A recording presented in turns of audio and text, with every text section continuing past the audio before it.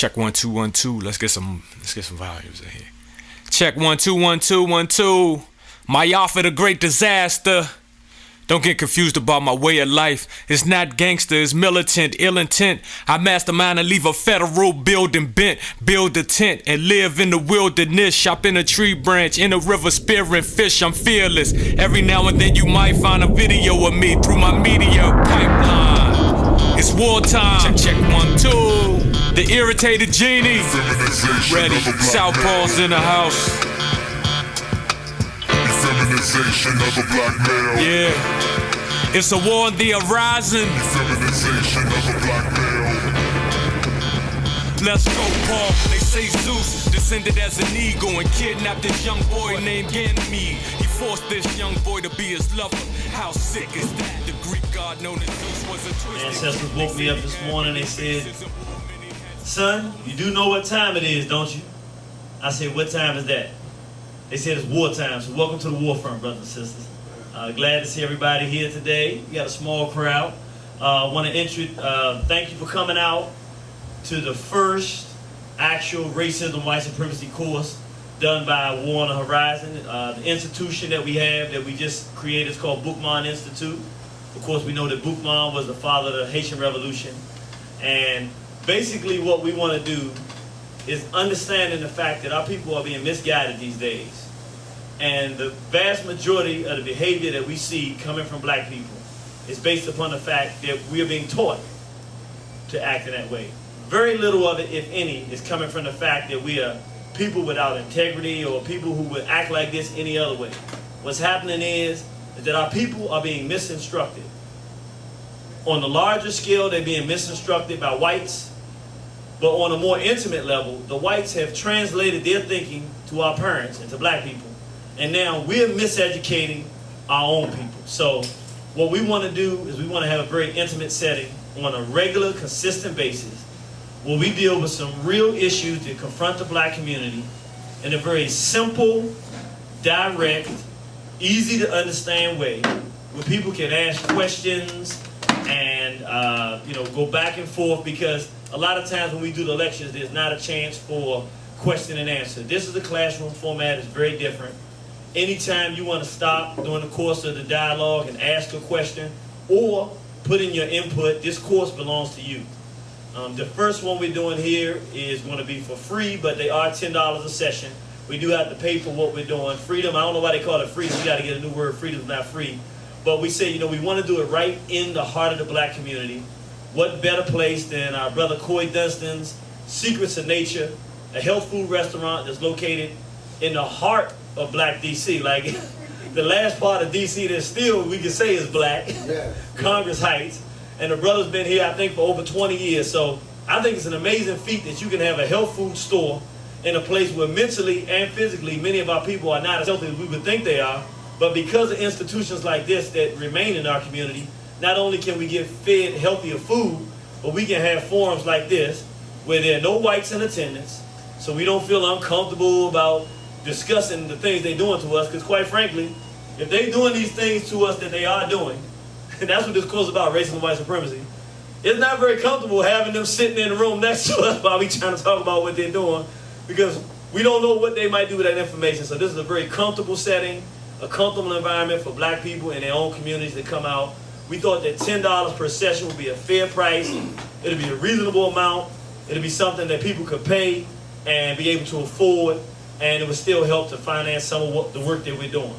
Want to introduce myself. My name is Irritated Genie of Southeast. I'm a native Washingtonian. I grew up right on Good Hope Road in Marbury Plaza.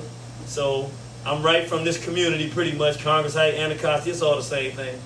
And born and raised here, left, went off to school down at Hampton University and came back to Washington, D.C., joined an organization called Positive Comedic Visions. And then my life took a whole new purpose and meaning, because the whole object of my life became to stop the onslaught of genocide against black people, stop racism, white supremacy, stop our young boys from going out here and murdering each other, stop our young daughters from going out here and from being raped, from mistreating each other, from all of the different ills that we see in our community. Stop black people from preferring to spend their money outside of the black community than inside the black community. Any of the things that we see that are going wrong with our people, these are all the reasons that my life began to take a change to do something about it. And one of the things we'll talk about with education is the main purpose of education is to help a person find what their task is and certain role in among a group. So I figure that because I like to teach, I'm a natural teacher, it's something I do well and that I enjoy doing, that my job was to teach black people those things that I've learned that help me navigate through this system and they can help them better navigate the system. So I studied with the organization Positive Comedic Visions, PKV. We studied to understand the problem, and then the organization went about the task of educating black people. I now have an organization of my own called War on the Horizon, and the object of the organization is simple. We're in the last days of black people if we don't change our course.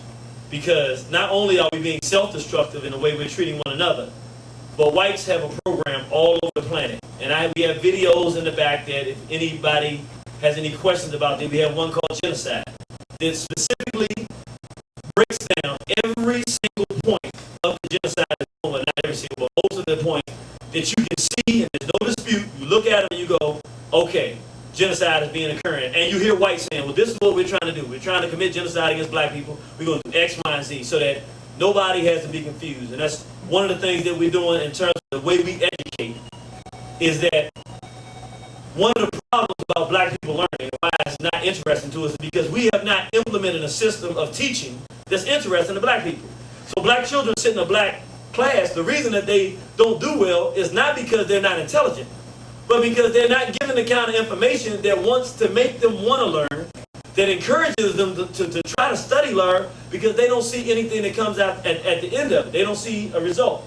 They don't see how learning that George Washington was the first president, never told a lie and chopped down a cherry tree, how that's going to impact their life. And so they become disinterested, and then the whole mechanism of racism, white supremacy begins to play into play, where they get in delinquency, they get misdiagnosed of having some kind of mental disorder, they get put on pills, next thing you know they're delinquent, they get locked up, they get up in prison, and now the brother can't get out and get a good job because he made some mistakes.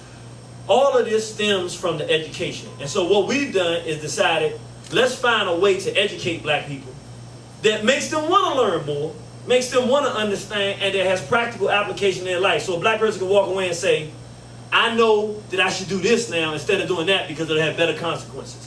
So the whole purpose of the Bookman Calls Institute is not a lecture format in the sense that there's a back and forth with dialogue. You can ask real questions about what's going on in your home, your families, or what have you.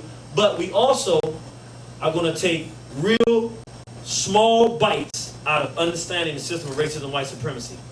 Normally we do lectures, and the lecture is designed to take a topic and inspire a black person to action.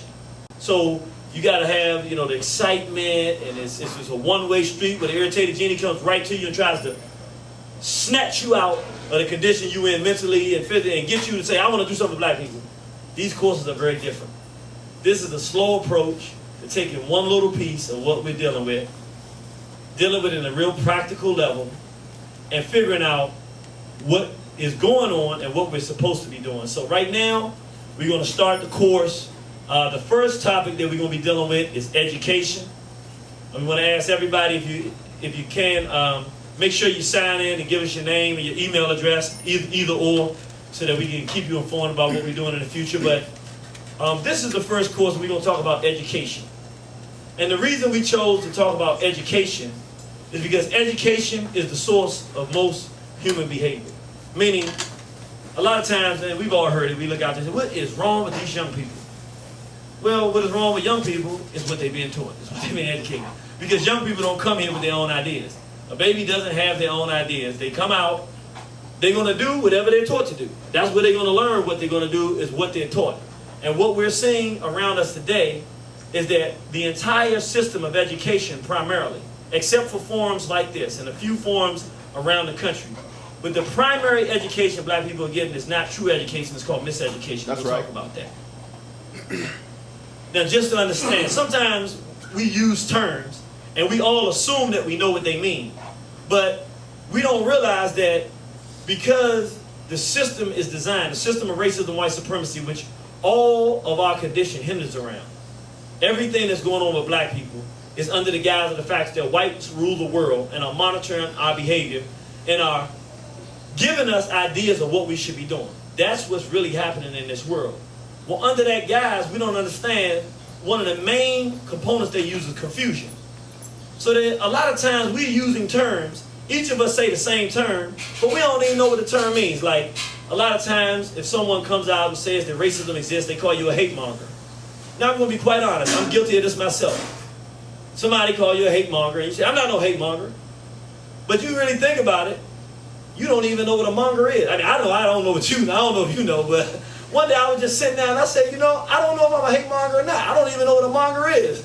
So I didn't bother to look it up. But I said, you know, they create these ideas, and then they show you that you're not supposed to be it and start making you defend yourself, and then they take you off course. So what we try to do, even if it's something that all of us do understand, or if we don't, as we go, step by step, we're going to define what we're talking about. So we're talking about education. Education is very simply, it's the process of learning. And learning is the act or process of coming to conclusions on what is the truth, meaning what is real, and how things should be done. In other words, a baby, you know, a child that you're raising, all the education is telling them what is true, and that's the what is real. In other words, I'm your mother, this your father. So the baby agrees. The child, mother, father. They learn that as something. This is a man, this is a woman. That's education. The child's learning that. And then they also learn how to do things. You say, okay, you brush your teeth every night, then you floss. That is education. Because and what you'll notice is that they don't floss their teeth first, they brush every night. Why? That's what they've been taught to do. They do things the way that you tell them to do. When you tell them to make up your bed after you get up, before you do this, the child will get up in the morning, they make up their bed in a certain way. That is education. And it doesn't matter where it's coming from, whether it's our parents, a school institution. The process of learning is what we're talking about when we say education. We get confused. A lot of times, black people, when we say education, we think it has to be a classroom environment. No. Education happens all the time. We're always being taught right and wrong. Now, the way this course is broken down, it is designed for us to understand the world we live in. And the world we live in, quite frankly, is under the guise of what we call racism, white supremacy. And there's a man named Neely Fuller, this brother right here, and there's a sister named Dr. Frances Cress Welsing. Now, many of you are probably familiar with Dr. Frances Cress Welsing. She did the ISIS Papers, a very popular book. But this brother is actually her teacher, Neely Fuller. He's the brother that taught her. And he said one day when he was in the army, this was years ago, he was in some war, I don't know, the Korean War, one of those wars. One of these wars we'd be fighting, don't even know why we're fighting, but anyway. He said he was sitting on a hill by himself, and he was sitting back, and he just started thinking. And it occurred to him that the way the world was working was not by accident, but that it was actually a designed program, and it was planned. And that everything happened was on purpose, and that somebody had sat down and determined how things would work. And so he said he began to analyze it and realized that the information he would need to be able to understand the world system and to turn white supremacy around so that whites are no longer controlling black people's lives, that information was not available. That he would have to come up with the ideas himself, because he said they have created a system to keep us oppressed, but they have not created a system to get us unoppressed.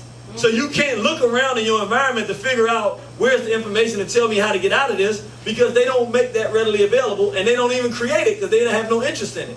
So he began to do it himself. So he created a book called The United Compensatory Code System Concept. In other words, it really was about a book that explains racism and white supremacy in very simplistic terms. And he said that racism and white supremacy works like this. Whites dominate the world. And he said 9, but we're going to say 10 major areas of people activity. He said there are 10 things, no matter what you're doing in this world, one of these 10 things you're probably doing. You're probably doing one of these 10 things. There are 10 major areas that, no matter, even right now, we're doing one of them. Economics, education, entertainment, health, labor, law, politics, religion, sex, and war. At any given time in our lives, he's saying that we're doing one of these 10 things. So if you're at the gym working out, you're doing health. You know, if you come into the secrets of nature, making sure you're getting healthy food, that's health. right now, we're doing the process of education, learning, starting to think about things in a certain manner. So, the reason that we're starting with education is because education, out of all of these here, the one that encompasses all of them the most is education. Because you're going to spend your money, which is your economics, how have you been taught to spend your money? If somebody told you to save money and spend it wisely, that's how you're going to do it. If they taught you to spend your money on excessive items and make sure you never have any money, that's what you're going to do. Like, good example, during slavery. People don't know, sometimes on plantations, as enslaved Africans, sometimes we actually did make money. But we were trained and taught that we would make this little bit of money, and at the end of the year when Christmas came, we would spend all the money on liquor and alcohol, and then we wouldn't have any more money. Well, people like Harriet Tubman, for years, decades, saved every penny. Now, nobody taught her to do that. That's when she had to begin, like Nellie Fuller said, they're not going to teach me what to do with my money. She had to think of it on her own. But the point is, the basic education of black people then was to take every money you get, every ounce you get, and spend it on something that they had made available to you to make you feel good, but that would not help you get out of the situation you were in, which was slavery. That was back then, bro? That was back then. That was right now. Right now, we make our money. We pay our house note or our apartment bill, which you got to have a place to live. Then we pay the, whatever other things that we have to the necessities. Then we go to the club. We go do this. We do that. We do that. That's what we've been taught. That's how we've been taught. They put these things in front of us that this is what we're supposed to spend our money on. That's what we do because we taught that. Now, sometimes somebody teaches us, if we have a parent that has learned something different, hey, save your money. Every time you get $1, put 15 cents away and save it for yourself for another day. Whatever it is that you're taught, primarily. Some people go outside of the box, but those 85 to 90% of the people stay within the realm of what they're taught to do. So we're taught to get our money and spend it the next day, and black people get our money and we spend it the next day, the same thing. So what I'm saying is, and that applies for all of the things. The way, religion, the way we worship is the way we've been taught to worship. It is not that we're good, bad, or indifferent in what we believe. We believe what our parents told us to believe and what we've been trained to believe. And if we trace it back, most of the religion, not all of it, but most of the religious concepts we operate with today are ones we were given on a slave plantation. Does that make us bad? No, but it means that we're still operating from what we've been taught. So that's why we start with education. What is the primary purpose of education? Education is supposed to tell a race of people what their purpose is in life. It should tell them who their friends are and who their enemies are. The reason I put the Nation of Islam up here is because I want people to understand. A lot of times people get off into the wrong kind of things. When you're looking at the Nation of Islam, what you should really be looking at, I'm just using it as an example of any institution. You look at the way the people behave. And then, by looking at the way they behave, you can determine are they being properly educated or not. It doesn't really matter as much how much you think what they believe is true or not. You look at their behavior. Do they disrespect one another? Are they upstanding people? Do they tolerate abuse of their women? Do they operate with a certain code of ethics? How do they behave? If they behave in a positive way, then it tells you they must be getting some type of education. Now, what is the primary education of anything on this planet? Survival. Meaning, the mouse mother, the most important thing she can teach the mouse is two things. One, how to get food, because the mouse has to have food to eat. And two, stay away from the snakes. Stay away from the cats. That's what you have to do. Those are two things. If you can eat and you can stay away from the predators that's going to kill you, as a mouse, you can have a nice, productive life. Only thing else you need to do is learn how to reproduce, and that's pretty much something that's instinctive that, when you get to a certain age as a mouse, you'll know how to do it and it'll happen. And then you'll continue going on as mice. Now, this is the key part to understand. It is a very strange and unusual set of circumstances that will have anything on this planet. Even we tend to think of, like, for instance, grass. We think of it as a dead object. It's not living, but it is actually living because if it can grow by nature, it's living.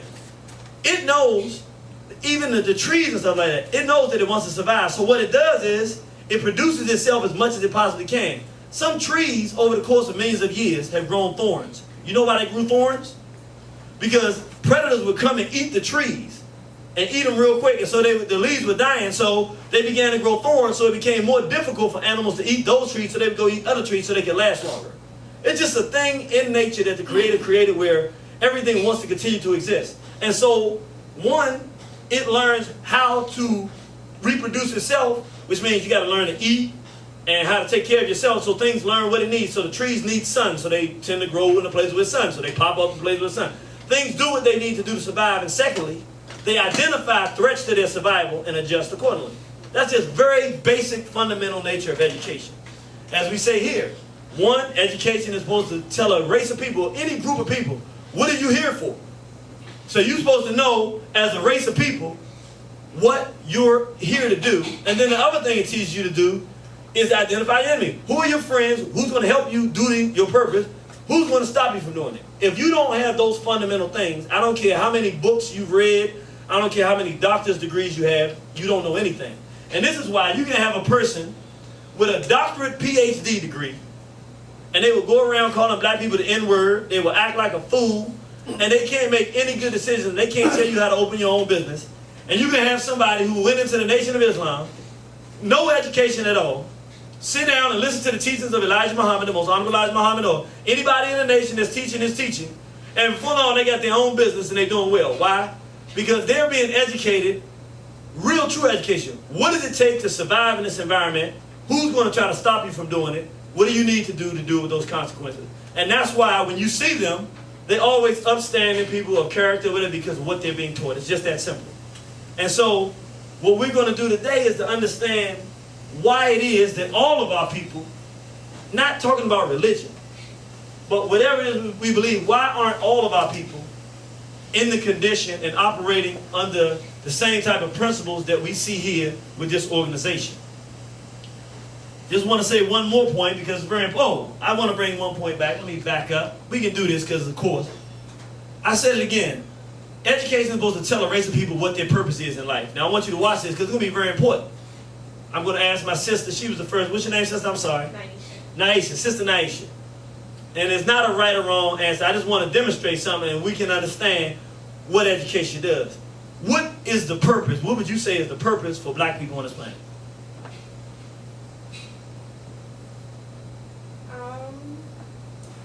For black people on this planet, we were put here to show other people the way to go. I believe that we were the original people. We had civilization, we were thriving, and we were upstanding. So I think that we were put here to show everybody the way to go. Okay, so our sister says that the purpose of black people is to demonstrate to other races and other groups of people how they should behave and what direction they should go in the world. I'm going to ask my brother right here with the sharp shirt, with the haru and the black God and gods. I like that. Brother, what is black people's purpose here? I think black people's purpose is to represent love amongst our group of people and to express that always amongst our people. I think that's one reason. One on a very general level, and I think on a spiritual level is to know ourselves. Okay. So the brother said we're supposed to know who we are and treat each other kindly and love one another and take care of each other. I'm going to ask one more person. My sister in the back. Can I ask my sister? She was eating a little bit. My sister right there. I'm talking to my sister right here. What is our purpose, sister? I think for us to be productive in any walk of life, whatever we choose to do, whether it be if we're educated to be a teacher or a pastor or a speaker, a motivational speaker, I think whatever choices we make, just to be productive in it and to do well in it, and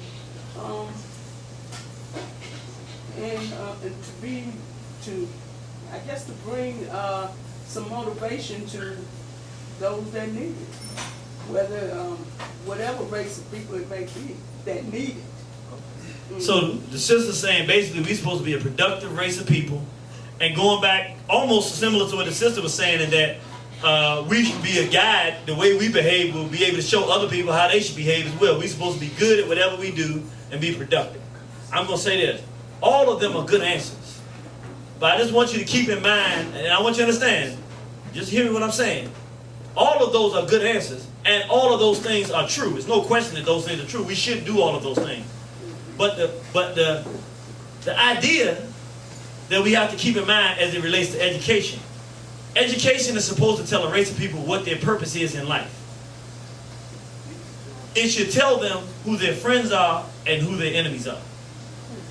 If you give an answer of what the purpose is for black people, and it does not give the answer to what we're supposed to do, and it doesn't identify what the threats to our survival are, then you missed at least half the component. In other words, if you ask a mouse, what is your purpose in life? He has to say, my purpose in life is to reproduce, and in order to do that, I got to do two things. I got to eat, and I got to stay away from the predators, the mice, the snakes. And wherever he is, it might be a different predator. He cannot leave that part out.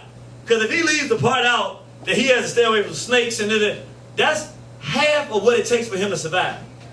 Because he can eat as much as he wants. If he runs into the claws and into the arms of what's trying to destroy him, he won't. Particularly though, if he's facing a ready-made threat. And most things on this planet have some type of ready-made threat to their survival.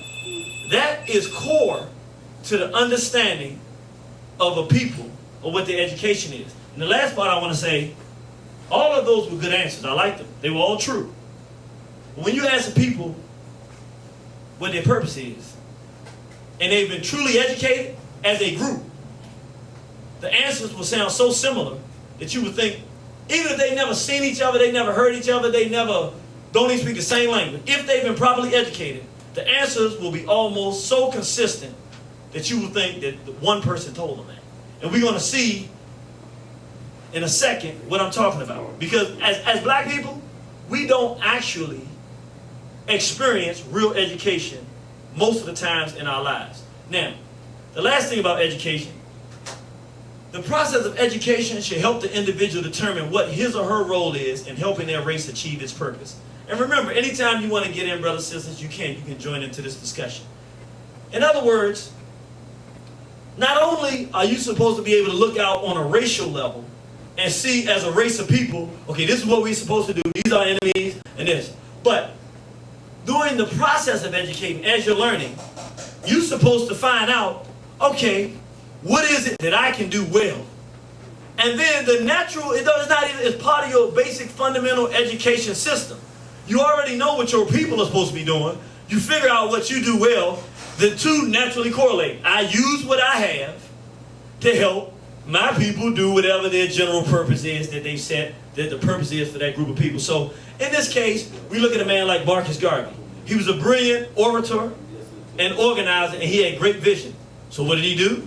He used his voice and his writings to create a vision for black people that we should come together and become a mighty people, a race again, and rule this planet.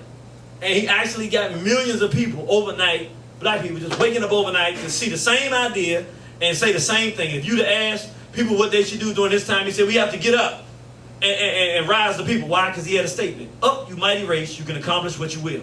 So he just said something very similar to what the brothers and sisters in his said it. But if you ask somebody during that time, almost invariably they said, we got to get up as a race of people and do something. Why? Because up, you mighty race, you can accomplish what you will. One idea that permeated through all black people that was the same thing. We got to get up, which means we're down. And we got to go against these whites that are trying to enslave us all around the planet and become the rulers again. So he used his talents. George Washington Carver, this man, George Washington Carver. I don't know how many people know this. This is one of the most brilliant men in the history of the world. This one single black man saved the entire industry of the South. The boll weevil came in, and the boll weevil was destroying all the cotton. He said, start growing peanuts. They said, this is how brilliant this man was. They said, well, we would grow peanuts. We agree with you. The boll weevil's going to come and destroy our cotton. But nobody will buy peanuts because they don't have need for peanuts. So he said, okay. He went out and created like thousands of uses for the peanut. Making wax out of peanuts, making car parts for Henry Ford's Ford automated with peanuts. In other words, he created a way for you to use the peanut. So now everybody wants peanuts because they can do stuff with the peanut. He saved the entire industry of the South. He was a single man who was able to look in ancient Kemet. They had certain colors that The Europeans could never reproduce those colors. Through his science, nobody could teach him this because they didn't have science. He reproduced those same colors. I mean, if you do any research on the man, you know he's brilliant. But what's so beautiful about him, he was, you know, they didn't let blacks into most colleges during his time. He was enslaved, you know. And he has a beautiful story, but long story short, just to illustrate the point here. He was working at a white institution. Booker T. Washington sent him a note and said, we got a black college here. We don't have much money to pay you. We don't have a facility. We have nothing. But you're the black. We heard that there was a black science teacher. We need you here. He told the white folks, I see, I got to go. He ain't waiting. He didn't ask about no money or nothing. He got there. They didn't even have nothing but a room for him. It didn't have anything in it. He said, no problem. He got all the students up that wanted to learn about science, took them to the junkyard and started getting old skillets and old stuff, and that's what they used for Bunsen burners and all this stuff. And started making oils and started using them, and white folks would come there, they had multiple sclerosis and all these diseases, and he would rub them into them and do all this stuff to raise money for Tuskegee Institute so that they could have more money. He was a genius. But his thing was, I have a scientific mind that can come up with great ideas. I'm going to use them for my people.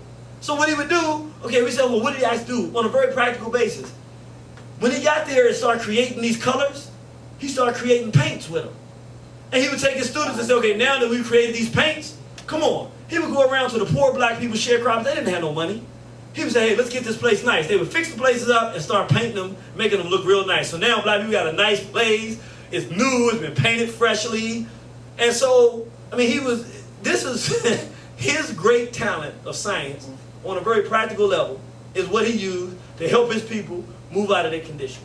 Now, we see the same thing with Muhammad Ali. He was an entertainer. He was a fighter. But all he did was talk about, he was the greatest, and he used his ability to beat people up in the ring as an excuse to tell you to get up as black people. Now, we don't really think of it like that because you're not thinking like that, but it really was a trick because just because you beat this dude up, why should we listen to you? He understood the signs of it. If I'm the strongest guy in the ring and I knock people out, you like me because everybody likes a champion. Now that I'm a champion, what do? I use my championship fight to do what? Tell you to do better for yourself. And you listen to him because he's a winner. It's not really you don't listen to him because you listen to him very simply. He's a winner. Looks like things are working for him. So you didn't have self-respect. Now he's a champion. He's the best in the world. He tells you that you should have self-respect and not be afraid to speak up for yourself. And you figure, well, if he did it, and he's a winner, he has all the money in the world, he's a champion, and he says he's black and I'm black too, and I can do it, and he's proud to be black, why shouldn't I be the same way? Now you just feel better, and then you actually just start doing better in life. He used his talent to apply to the purpose of what he thinks that his folks should be doing. And here she is, Madam C.J. Walker. Black women back then, of course, black women during slavery didn't have anything that they could do about their hair.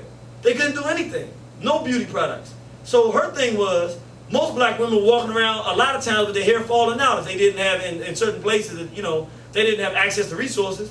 She was not trying to straighten black women's hair. That was not her objective. Her objective was, we want to promote black beauty and make black women feel good about themselves again because we are beautiful people. How do we preserve and save black women who are losing their hair? So she would make products that would actually help black women's hair grow back in. That's what it was all about them black women being able to take care of themselves and groom themselves to feel proud and productive. So the locks, the beautiful locks that we see today, the natural hairstyles, the twists, all the stuff we see today comes from a sister who said, hey, let's start beautifying ourselves again. We're not in chattel slavery anymore, let's do it. So she used her talents, became the first self-made female millionaire in this country. And she was black. But what did she use her talents for?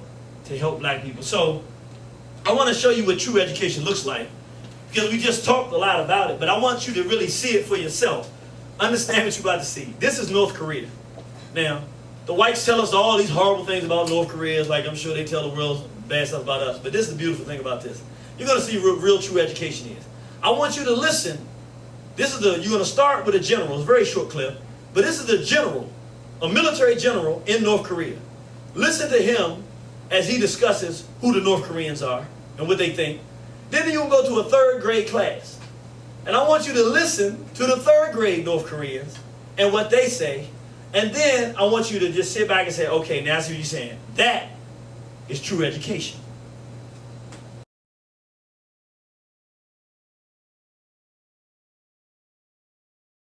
But no one admits that here. This is North Korea's version. 미국 놈들이 조선 전쟁을 일으켰는데 미국 놈들이 The United States started the Korean War in order to occupy this country. 만들림과 동시에 조선을 발판해서 아시아 대륙을 Their aim is to conquer the whole of Asia and use the Korean Peninsula as a first step. 목적 밑에서 그래 조선이 전쟁을 했대요. Is it possible that you may have been misled, misinformed about this piece of history? 당신이 미국 놈에 대해서 Don't give me pro-American propaganda. I don't like it, and it's against our military rules.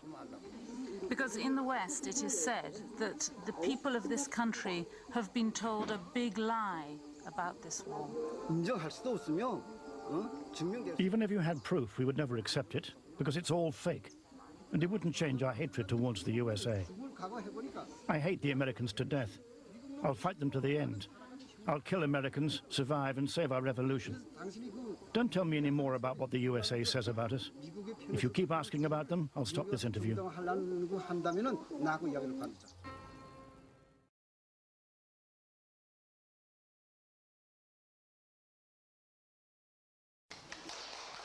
This is Kim's old school, now reserved exclusively for the children of Workers' Party members. And so we would like to ask you a few questions. We come from England and we want to ask... These 8- and 9-year-olds are already on message. Do you know the name of the President of the United States? Bush. So would you like to send a message to President Bush? I want to tell him to get out of South Korea and stop slaughtering South Korean children.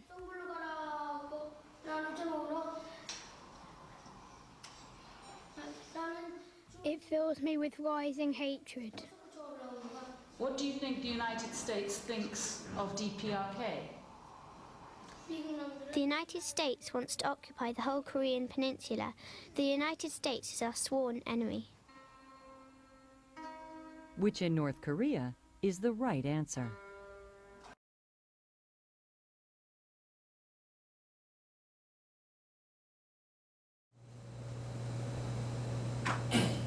What? And I know that was a short clip. Is it loud enough? Can everybody hear it? Yeah. Okay, doesn't need to be turned up? Okay.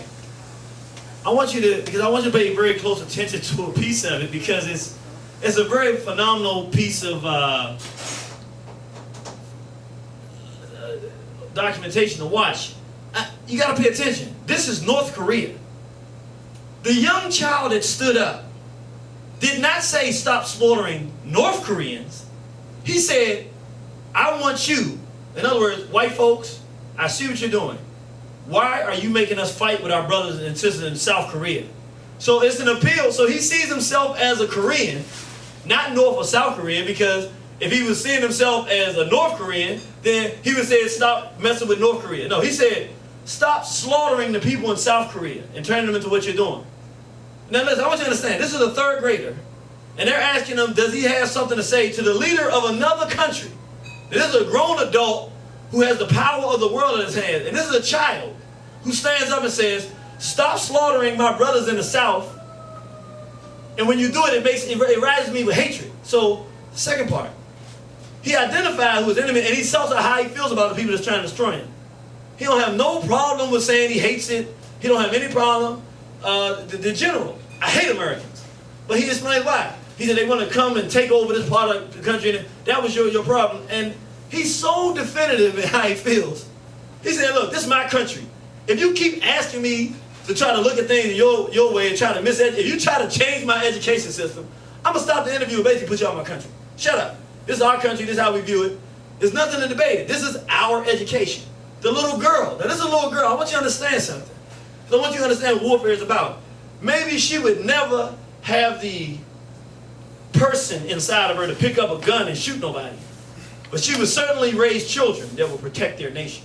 Because she says, first of all, she breaks down what they're trying to do. They didn't ask her all that. She said, what do you think? She said, they're trying to take over the Korean Peninsula so that they can launch. Now, what did the Korean general say? The U.S. wanted to come in and take over Korea and then take over all of Asia, launching in a war. So they're thinking the exact same thing. It's very clear that you would think that he went in that room and told them that. No. Their system of education teaches them what their enemy's goals and objectives are, and then what their counter goals and objectives are. And as North Korean, that's just the way that they see the world. We're here to promote Korean life and Asian life, and we have to, in order to do that, we have to protect ourselves against the little girl said, our sworn enemy. That's deep, means bro. I promised. I'm sworn. I can't change this. It's an unalterable position. So they can't come in here and change my mind. Now these are third graders. Then you go out to a black child in the street and ask them what they think about police brutality. Police been murdering us since we've been here. You know what I'm saying? Well, I mean, you can't. I mean, it happens. What do you think about the white police officer? Well, you shouldn't talk about black or white because it's not about race. We're completely and totally different than these people. But did you see how those children looked in that classroom? Did you see how attentive they were? Did you see how they were ready to jump up and answer the question? I guarantee you, you don't have to prep them. Any day of the week, any given time, you go into a room with them, they can be on the playground. If you go to one of them and ask them a question, they're going to stop and give them attention because now they realize something is serious and they're going to give the right answer. Because they know there's a right answer because they've been properly educated. With us, brothers and sisters, the primary system of teaching or education that we've been getting is not education. Is what we would call miseducation. What is miseducation? When a group of people are taught ideas, principles, behaviors, and concepts that are patently false and hinder them from being productive and fulfilling their racial purpose, they are being miseducated. Meaning, when somebody teaches you something that it is not true, and you believe it, and if you believe it, it prevents you from doing the things you need to do to protect yourself, you're being miseducated. Now, as far as I know, the only true system of miseducation that has occurred on this planet has been with Arabs and whites against black people and other races of people. I don't know that black people have ever intentionally miseducated people outside of that construct. I don't know that the Native Americans have had it. I think that miseducation is a thing that specifically comes from whites. An intentional system to train people to do things that would not be in their best interest. I believe it comes from there, as far as all my research has shown. And we're going to take a look at some of miseducation and how it works. Now, this is, and remember, anytime you want to ask a question or jump in, you can. This is my first trip that I went with a group, WOL, Kathy Hughes. She didn't go, but they organized a trip to Senegal. This is the slave dungeon in Senegal called Gorée Island. And it's phenomenal because more of our ancestors were dragged through the Atlantic slave trade, went through this particular dungeon because it's on the westernmost coast of Africa, than any other place on the continent. So more of our people suffered in this dungeon. So in many ways, it could be looked at as the most sacred place on the planet for black people. And let me just say this, brothers. I structured this so it would only be an hour so we would have some time to talk and everything. I don't think our brother, knowing that this is our first class, is going to be upset if we go over a little bit. I'm going to try to get us out on time. I was trying to stop it early and everything, but I'm looking at the time now. It may go over a little bit, but I think it's a real good discussion, and we're just going to keep plowing in through it as we go. But I'll tell you something very interesting happened when we were in this slave dungeon. As a natural expectation, since more of us suffered in this dungeon than any other place, and it's so sacred, without thinking about it, I just assumed that everybody would feel the same way. That because whites are the ones that put us in these dungeons, that in being in that dungeon, one, you feel the pain of black people, and that we never want this to happen again. And, you know, this is the natural assumption. And two, something has to be done about this condition of whites dominating black people, because this is what they've done to us. So that there will be a natural disdain, and I'm going to use the word hatred for whites, when you're standing there. If, be honest with you, I don't know how you would not have it. When you see they have little dungeons, they have things that say babies on them, because that's where they would put the babies. Then they would have one, I got in one, I didn't put the picture up there, but it's about this tall. And what they would do is they would, if you were rebellious, they would stack you in all the way to the back. And I went to the back of the thing. The thing would be as deep from this thing to there. So you can imagine if you're in the back of the thing, you can't breathe. You just die suffocating. You cannot breathe. And I was like, man, in a boiling hatred and resentment for whites of what they've done to us inside of me. And this is the first time as an adult man, I didn't even know it was possible. You know, you think you get to a point where you can control your emotions. I didn't realize there are places inside your person that if a person reaches those systems reach, that you become just like a child. You lose it. I've never cried like this as a grown man. I had a friend that was murdered, and at his funeral I did again. It was the only second time I did it, where I really like poured out in tears. But this time it was. I can't put it into words because I didn't know that side of me existed, that I cared so much about something. I'm gonna show you what happened. We were walking around it, and I'll be honest. Before you go on. Yes, ma'am. When you put the picture up, I knew exactly where this was because I've been there. Okay. And I experienced the same thing that you did. And it always touches me when somebody says that, because I was the one that was crying. And I didn't know I was crying. And I kept saying, who is that that's crying? And they gave me the tissue. Mm. So, I mean, the emotions that come up when you go there, it is unbelievable. And I think every black person should go. I agree with the sister. Every black person in the world should go there. I'm going to show you something in terms of miseducation. I'm going to show you really, if you're with me where we are right now, what I'm about to show you is it's really the bottom of the ocean.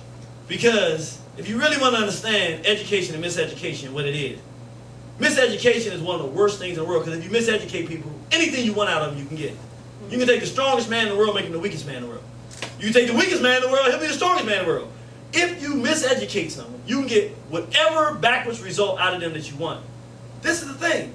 My experience, it was just along the same line, but it was different in a nuance with the sister. Everybody was walking around while it was occurring, people were crying. I wasn't crying. In fact, people were crying, I was walking, all right, sister, you okay? And I felt real good, because I was like, man, I thought when I came into this dungeon that what had happened to our people would make me fall, but I didn't fold. But I'm going to show you where I folded. It wasn't the dungeon and what happened to our people. Because, and this is where I learned something about myself. I love black people, don't misunderstand me. But I just learned something about myself. My passion for you is one thing, but my hatred for my enemy is far more, I don't want to say far more, I hope that they're close, because I would like to think that I love black people more than I disdain whites. But I'll be honest, I'm seeing what we went through, and I'm able to stand. This is where I completely, 100% lost it. Dang. I walked into a room. It says, miseducation teaches a group of people ideas, principles, behaviors, and concepts that are patently false and hinder them from being productive and fulfilling their racial purpose. I walked into this room and I saw this picture and I said, bro, what does it say? Because we had our guys with us. And they loved me because, I was a cool guy back then when I was young. And these were the brothers, the big strong brothers in Senegal. And I was like, what the? I see this white hand holding a black hand in the slave dungeon in the main room where they talk to people. So I was like, what does that say? And he says, oh, through it all, that we must forgive all and all walk together as friends and family and all be one people again. And I had to literally run out the room, and I ran into another room, and I fell to my knees, I started crying. And I realized, that was at the moment that I realized we're going to go through this again. That slave trade that happened yesterday is nothing, because we're in the place that every black person is supposed to come in and say, this will never happen to us again. Just like the North Koreans, that whatever happened to them when America came first time, saying, Americans are sworn, we won't let it happen again. But we're saying, the same thing we did then, invite the whites in that enslaved us, that we're doing then. And so I knew that the condition that we're in today, where they going in raping children, I already knew it at that moment. I knew it. Because it all hit me as a flood, because the people are being miseducated. They're being taught that after you get this sense of emotion, that the answer is to love white folks. But then you're right back in it. Now it's a cyclical thing, because what got you in trouble the first time is that when the whites came on the ships, you trusted them. And they destroyed you. And now that you have that information at your whim, the logical thing is, that's the guy you shouldn't trust. Never trust him. That's the natural conclusion. But what they're teaching everyone, after you've gone and seen all that, what does it mean? That you should trust white folks. So it's going to happen again. So we're going to be perpetually enslaved. And we're going to continue to die and be murdered all over this planet. And nobody have to tell me anything. And I'll be honest with you. I fell apart because I realized education, that's why I do what I do. Most of us, we upset, we want to go out and do something. The thing is this. If you don't teach people how to think correctly, the most brutal murderer and killer in the world, he ain't going to do but kill his own folks. Look at the Crips of Blood. They're killing each other. That is not the first part of any process of warfare. The first process of warfare is education. People must know who they are and who the enemy is that they fighting. If they don't know those two fundamental things, they don't even have a chance for victory. Sister. This might, I mean, it's still, I think it still relates to what you're saying. I was just thinking about what's going on in D.C. public school system. And we have a chancellor that is Korean. And you have a black so-called mayor. Mulatto. Moana, okay, okay. You have that, and it, as a teacher myself, and I didn't get a pink slip, but I know teachers who did. You kind of figure, you trying to figure out, well, this lady keeps saying that we're ineffective, especially teachers that have been teaching. I've been teaching for 25 years. And you think about her continue to say, well, the veteran teachers are not good teachers. They're not teachers. They can't teach. They can't teach. They can't teach. But yet you have these white folks that come in here and they make it so as though they're the great white hopes for our black children. And some of the things that you see them doing, or hear them, the way they talk, the way some of them talk to black children. To me, it gets to a point where it's like, okay, you don't have to keep pounding that. It's like you say, a slave type thing. And so I guess what I'm asking, what is your interpretation of this whole paradigm of this school system in relationship to the miseducation? Yes. Sister, you hit the nail on the head. And then look, I hate to give answers that, no, I don't hate, let me tell you. The way this course is going to work, I'm going to tell you the truth. I'm not going to look at it that, okay, this is where most people don't understand amazing. I'm going to just tell you the real truth of what's going on, and I'm going to tell you from a global level. So all my answers are going to come that way. Okay. Now, that sister just gave the answer to her own question on a very practical level. They're coming in miseducating. I'm going to give you the global explanation of what's happening. Very simply, whites have decided that they're going to exterminate black people. Not enslave us, none of that stuff. In order to do it, one thing is you cannot have like North Korea. You can't have North Koreans teaching North Korean. You can't have black people teaching black people, particularly older sisters like the sister here. Teachers have been doing it 20 years more. Why? Because they come out of a paradigm where our object, we love these children, we want to see them develop. If you want to prepare that generation to easily be slaughtered and allow themselves to be slaughtered, you don't just leave them there to their own black teachers, because as those black people, even if those black people have ideas that don't work, as they begin to see stuff happening, they're going to begin to teach those children differently to try to prepare them for what they have to deal for.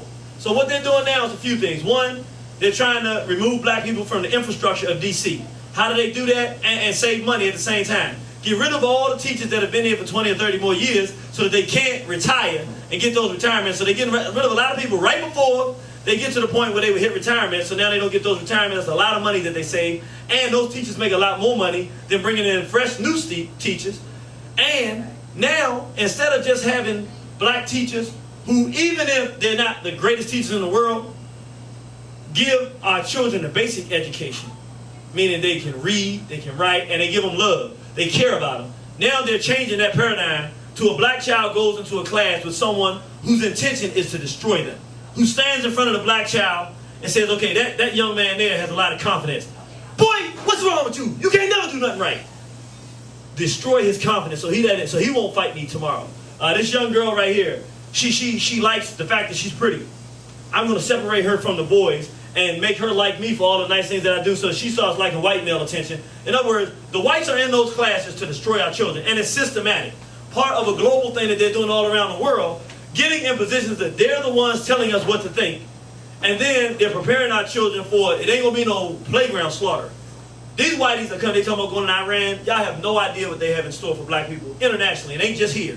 All over the world, they're preparing for an Atlantic slave trade type thing where they assault us. But this time, they don't want us to do nothing. They're coming full throttle. And that's what the whole global thing is. So it is part of it, and they're doing it in every jurisdiction. I want you to understand, it's not just D.C. That's why the whites are moving back into the cities to take over the infrastructure, to make sure that when they come with this slaughter towards our people, that our youth are just so confused they don't have any idea what to do. They can literally tell our youth to go out and get rid of other youth. They don't even know what's going on. So it's a full-scale miseducation. Sister's absolutely correct. My sister.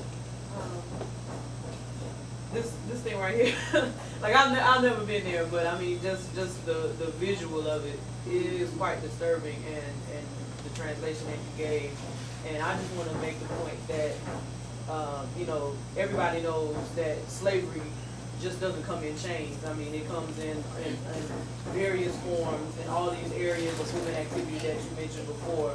Economic slavery, you know, mental slavery, you have, you know, the disparities in healthcare, political religion, that's a form of slavery as well. But, and most importantly, well not most importantly, but something I want to focus on right now is just because it brought it to mind, this Goree Island. I saw a short documentary recently about child sex trade that's running rampant in this sacred place. And I mean, that's just another form of sexual slavery, sexual enslavement of our children, of our young adults and everything, due to, you know, poor economic conditions. And can I say something? I just want to say that based on what this sister and this sister saying, what I want to make the point is, she's right. At Goree Island, it's the pedophiles' playground now. But I want you to understand, the sister saying that they're taking over the school system, getting rid of all the older black teachers that are really rear the children and putting in white and Asian teachers that will miseducate them. I want you to understand the most important part of this to understand, it's intentional. It's calculated. It's not just that some rich pedophiles are going to Senegal. I'll tell you how much I know. I have a friend whose father is a diplomat in France from Senegal. He's from Senegal. He's Senegalese. For years, we've been talking about, you know, War on the Horizon, the homosexual thing. He told me that they used to have a thing called the Policia. The Policia are a group of police in Senegal. I didn't mean to cut you off, I just think it's a real important point. In Senegal, their job, what they get paid to do, this was back then, this was about 5 years ago, walk around and monitor the white tourists and make sure that they don't bring homosexuality and pedophilia to their country. That was their job. This is how deep it is.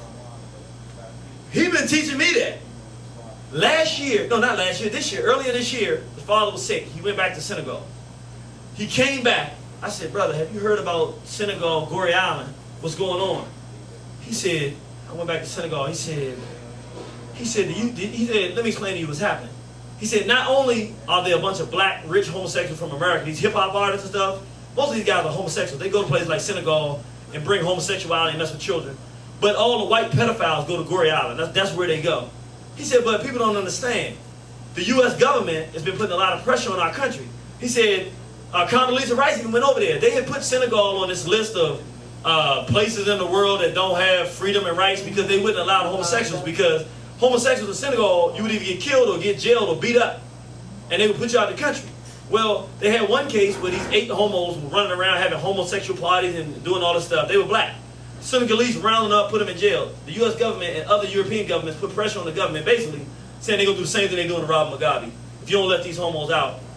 And they literally had to let them out of jail, and they went to Gambia, and the Gambian president, I think he said, y'all got 24 hours to get out of the country.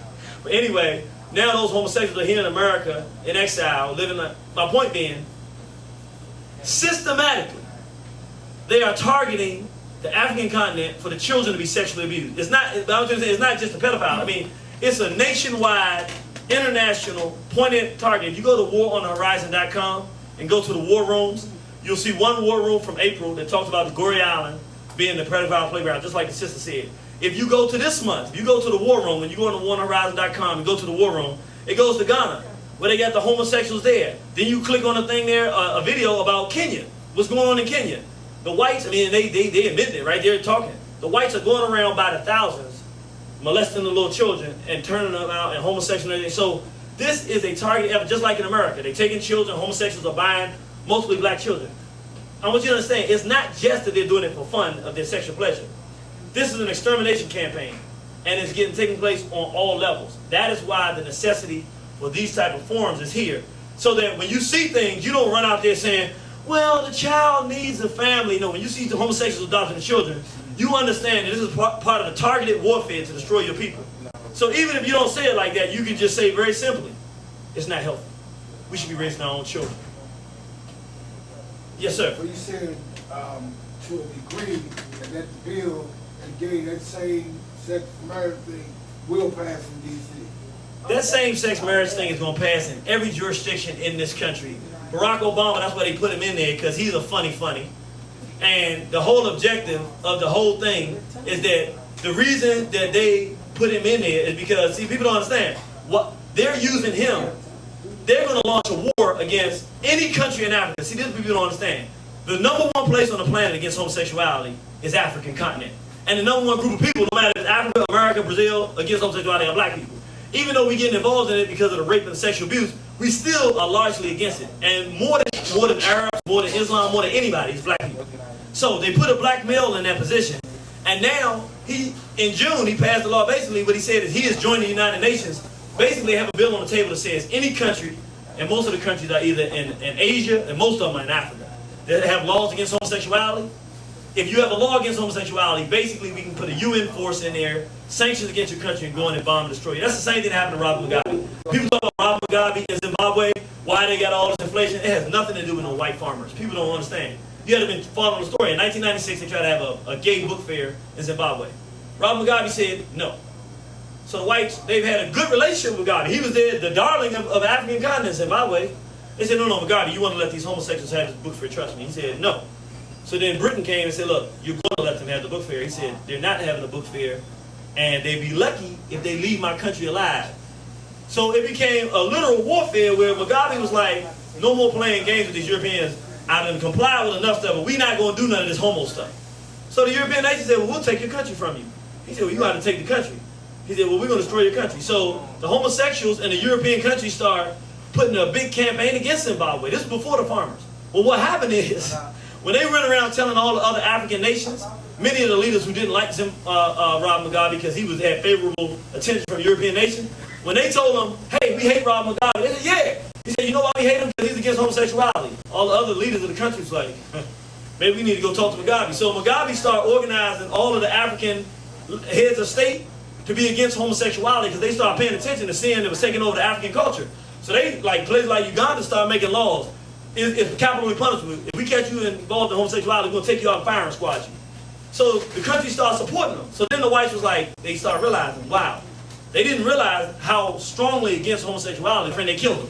Because they said, this would be a dangerous man. As soon as he decided he wanted to get on the right team, I mean, they ain't give him, but man, he had a very short amount of time where he changed his mind and said, I'm going to start being a man. And when he said that, they got rid of him because he was a very powerful leader. But that whole civil rights regime, I'm only talking about that little element of it. They were talking about we should be busing our children to white schools, the only way we can learn it. Those Negroes were miseducated and were leading us right to where we are today. But they didn't know it. But I'm going to show you a clip that really demonstrates it because without getting deep into it, this clip really demonstrates the strangest thing about this.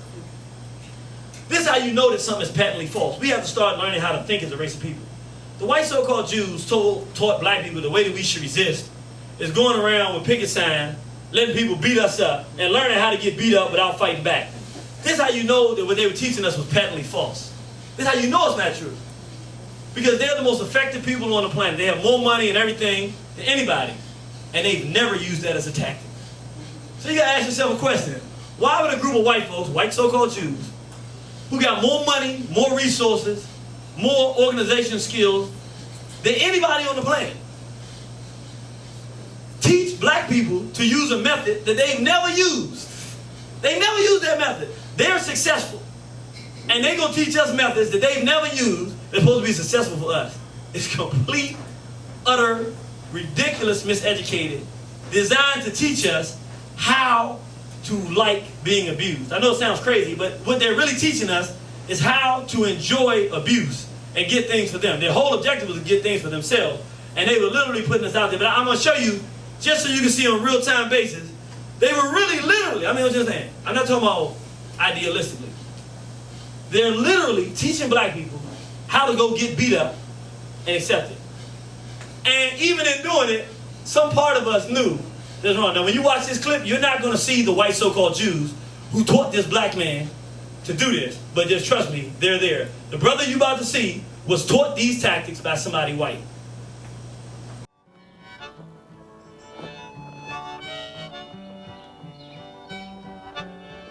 The first Freedom Summer volunteers gathered for training in Oxford, Ohio. Is blowing in the wind. The answer is blowing. going down there. We're trying to face a real situation that will occur, namely there will be a mob at the courthouse. And we want to get used to this, used to people jeering at us, and we also want the white students who are playing the mob to get used to saying things, calling out epithets, calling people niggers or nigger lovers.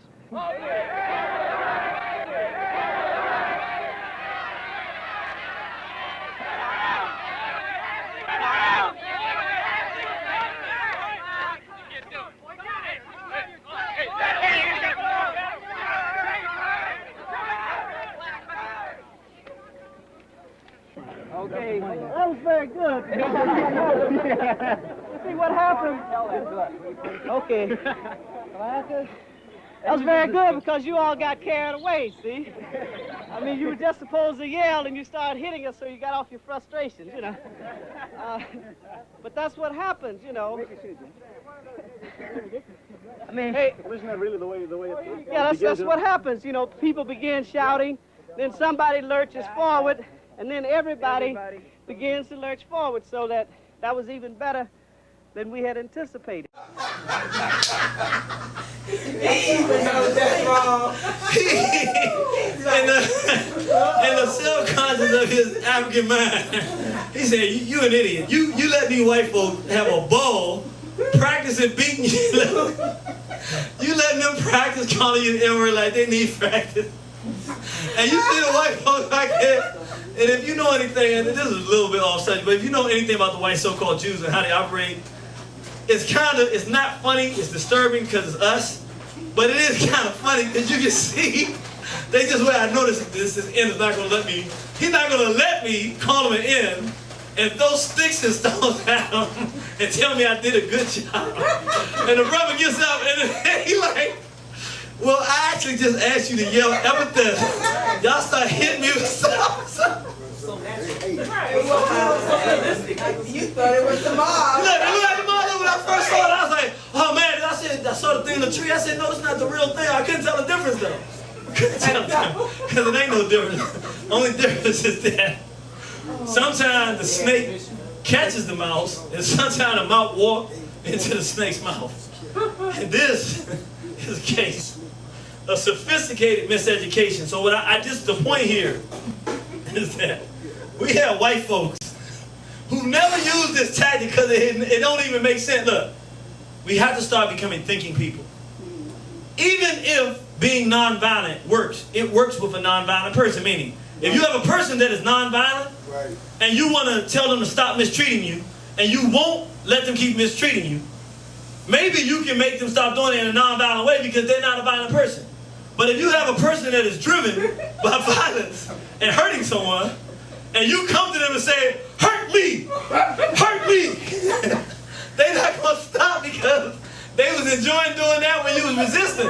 They're going to enjoy it even more when you come to them on purpose. They're like, man, look, you got to come. I swear to God, they got 3 ends that want us to beat them up. No, George, you got to come. I swear to God. Look, I'm not lying. They want us to beat them up. I don't want to come here. Look, some white folks were like, I don't trust that. You said they want us to beat them up? I mean, thinking we had some white folk that would come in some of these back alleys where black people know what's really going on. And would just stand there and say, for all the stuff that white folk did to you, go ahead and punch me in the face. Man, we had so many dead white folks running around these cities. Ain't nobody that foolish. My point is, that miseducation. I know you laugh at some of the stuff. Same thing make you laugh, make you cry. I tell you that much. Education, and I have to include miseducation in this example, is one of the key elements in the development of the human character. Meaning, almost everything that people do is based on what people are taught. True. So, when you see, we do something that's really disturbing because it speaks more to how ridiculous we are as adults than our children. When we look out and see our children and go, oh my God, what's going wrong with these young people? We act as if they came here on their own and made their own decisions. We're the adults. They're the children. They're the results of our work. What is wrong with them, if you go and look in the mirror, we will see. Is what's wrong with us. Because that's how they got in the condition they were in. What we have taught them and what whites have taught them through us is what we're seeing today. And so we want to look at examples. Is it where they are mature, upright, decent, respectful, honest, courageous, honorable, productive black people. And the sister said, my sister, productive. There's at least decent education. Meaning, it's not that this sister or brother that's the teacher may know all of African history. But even in the 1930s and 40s, when we said Frederick Douglass, George Washington Carver, and Harriet Tubman, even if that's all the three that they knew, they constantly told them about those three, saying that no matter how you feel about those people, the point is they were black and they did things, so you can do them too. The object was at least decent, saying you can be a decent person and you can accomplish things. Where there are backwards, dishonest, lazy, self-destructive black people, there's almost always miseducation. Meaning, whenever you see black folk acting in a crazy manner, all you have to do is say, let me see where they're learning from. What are they in? Because you already know that is the source of what is creating the issues. Let's take an example here. We said we're mature, upright, decent, respectful, honest, courageous, honorable, productive black people. There's at least decent education. Now let me make this point. Because I do a lot of I show the Nation of Islam a lot. I don't do it because I'm a Muslim. I'm not a Muslim. I'm no more Muslim than I am a Christian. I'm an African nationalist. I believe in a black God and a black goddess and a black world for black people. I don't believe in any other religion. My religion is black people. Come on, man. But I'm an honest person too. The best example of black productivity is the Nation of Islam as an institution. Not one of the best. It is the best. The UNIA was one of the premier beginning ones. But you got to include everything when you say the best. You're talking about longevity, what happens with conflict. This thing has fallen and risen many times, this thing called the Nation of Islam. And I don't care how you feel about it, you know, what you've been educated or miseducated, think about it. The bottom line is, that black man won't steal from you on the corner. That black woman will not go out and openly dress like anything and act in anything. They have standards, they're productive people. And so, let's listen, because we're going to look at behavior now, and we got to start looking at the behavior, and then you can tell that there is some form of appropriate education. I want you to listen to what you're going to see here. Listen to this and watch it. It's inspiring, but you're not just watching it to enjoy it as entertainment. Listen to it and listen to the education. And now you can see into what the person that built the institution thinks that the role of black people is, what our purpose is, and that these young men that you're about to see have determined what their role is in that purpose, what we talked about. Number 7. Number 7, New York. Will you bring on New York, New York?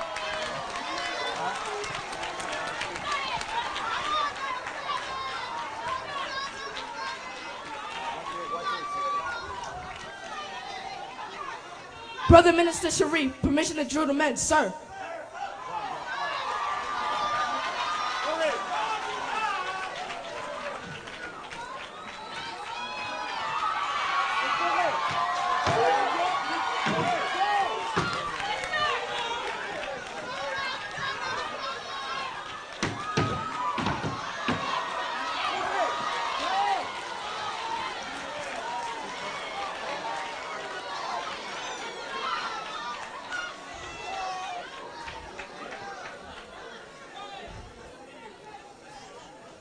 We soldiers.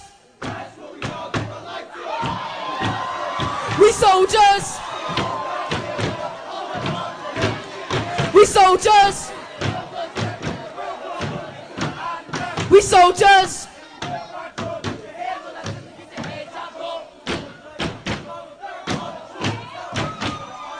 We soldiers.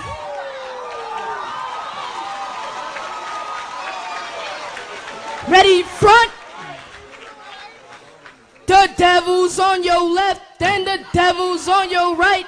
We kill when we know it's time to fight. Farrakhan is our leader. Elijah told him right. Touch your head on his head if you want to lose your life. Soldiers going strong, studying Islam, martial law. We train, break back bones and all. We fast on Ramadan, read the Holy Quran.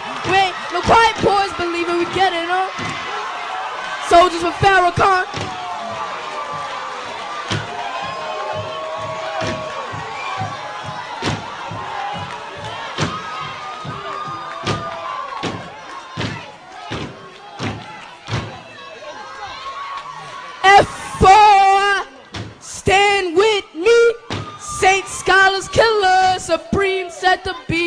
This army ain't no plaything, quite deadly.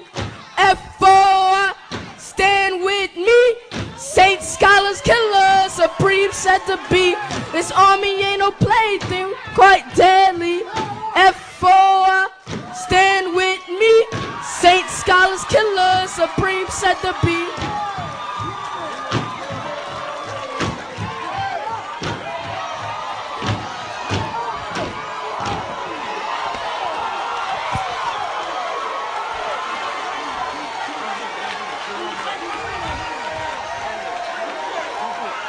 My time, March, Allah, Allah, Akbar, Muhammad, Rasulullah, Rahman, Rahim, Bismillah, Rahman, Fruit Hope.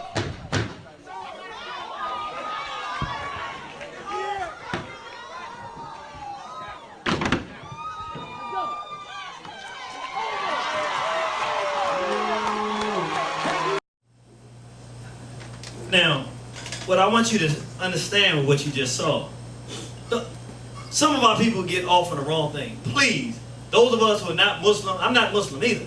That's not what you're looking at. You're not looking at the Islam. Look at it very different. I want you to look at it now. If white folks look at this, they're frightened out of their mind. Now, they're frightened for the right reason though. I want you to listen to what I'm saying. They're not frightened by these men, they're frightened by the education. Listen to what I'm saying. Those men could have done the same thing and been talking about bees and hoes is what I'm looking for. And the white folks wouldn't be afraid. That's not what is frightening about this, because the reality of it, you don't know if any one of those young brothers will pull a trigger. You don't know if any of them was a killer. That's not the point. The point is, where there are young men who think and act in that way, like our sister said, there are not whites teaching them. Because whites could not teach black males to think and act in that behavior. And when you have a large group of people who are, whatever they're being taught, you only have to know what it is. Whatever they're being taught, if they're being taught that, then you would say, could you go into this community and have homosexuals take their children? Yes or no? No. Could you go in that community and take all the black teachers out of it and put white folk teachers and teach their children? No, sir. Could you go in there with police brutality and start murdering their children who haven't done nothing? Could you go in that community and start like they're doing in Goree Island and buying off their children for sexual premises? What would happen? If we talk about white folk now, white folk rule the world. If somebody white went into that community and took a child that was in the bathroom raping them and they found out, what would happen? Huh? The sister said they ain't just gonna kill him, they gonna lynch him, they gonna take him, put him on a tree. Why? What am I saying? I'm saying the most deadly thing on the planet is education. What the people are taught is what they're going to do. And what I'm saying is this institution developed by the most honorable Elijah Muhammad is so very important for the education of black people. It is foundational. I'm not talking about the Islam. I don't like Islam no more than I like Christianity. I don't like Arabs no more than I like whites. Because they all done brutalized, and that's not what it's about.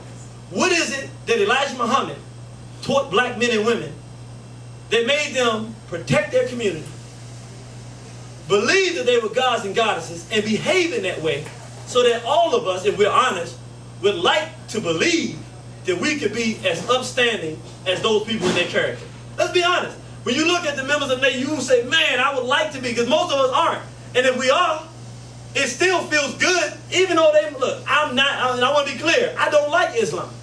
But I love the Nation of Islam. Whenever I meet a brother or talk to a brother from the System of the Nation of Islam, whatever problems I have with Islam go out the door, because that real person, they don't go hear nobody else but the minister. They love coming to hear me though. Why?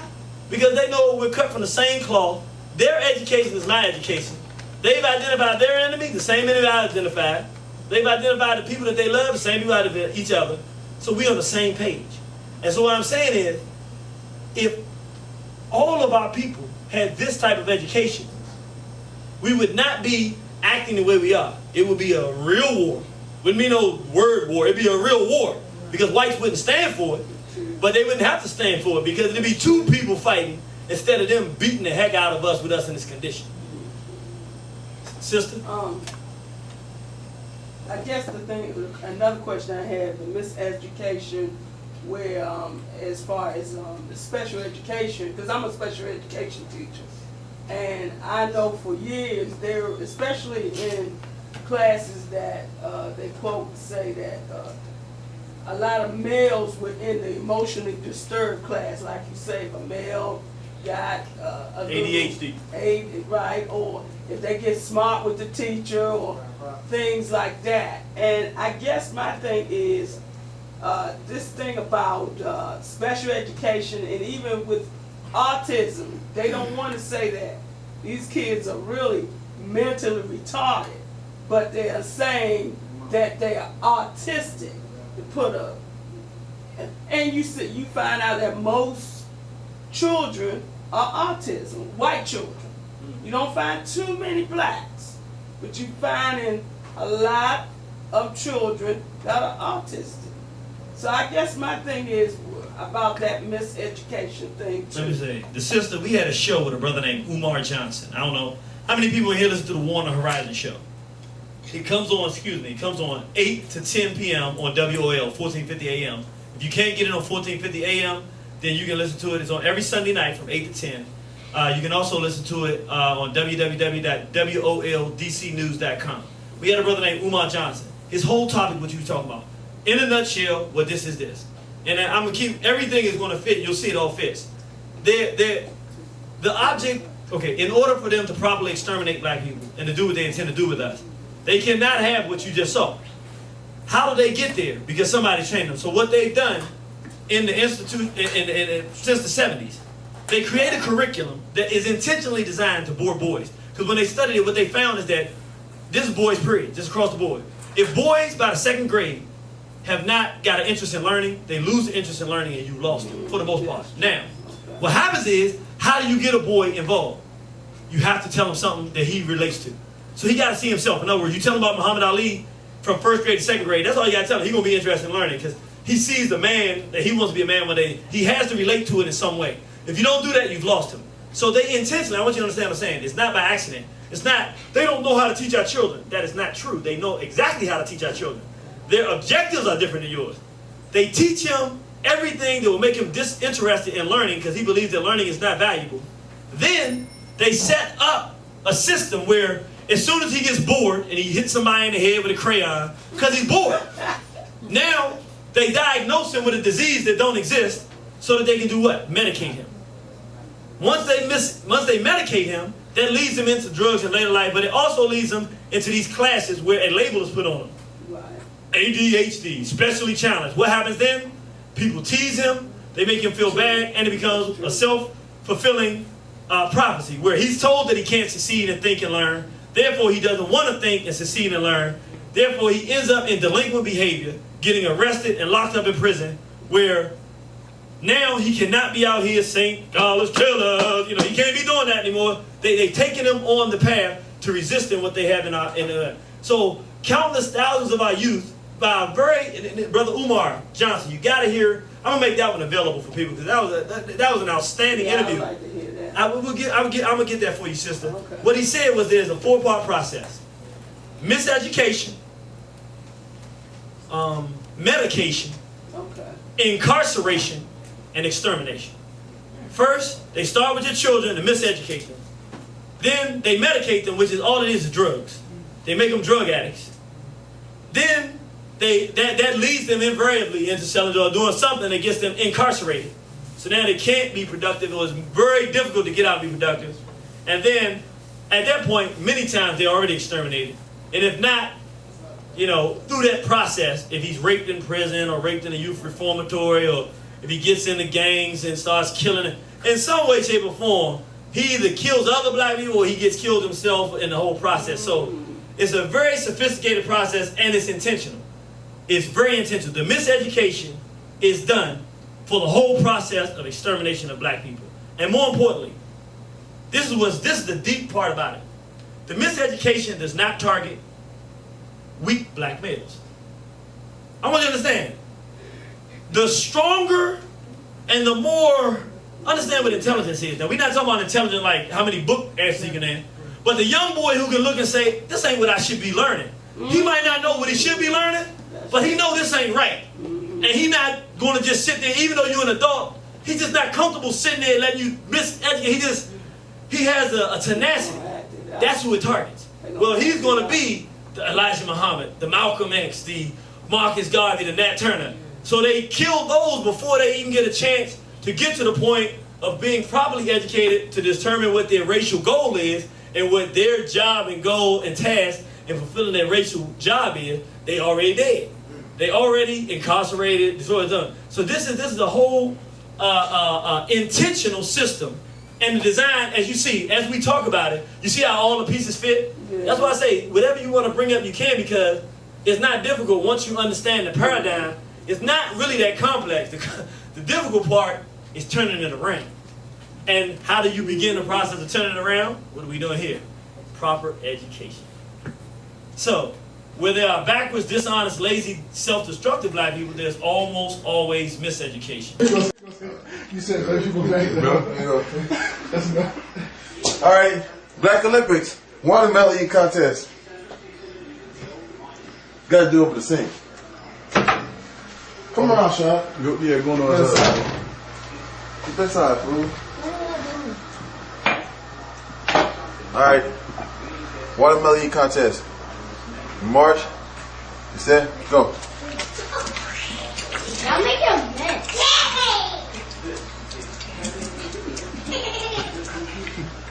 Okay, y'all salute.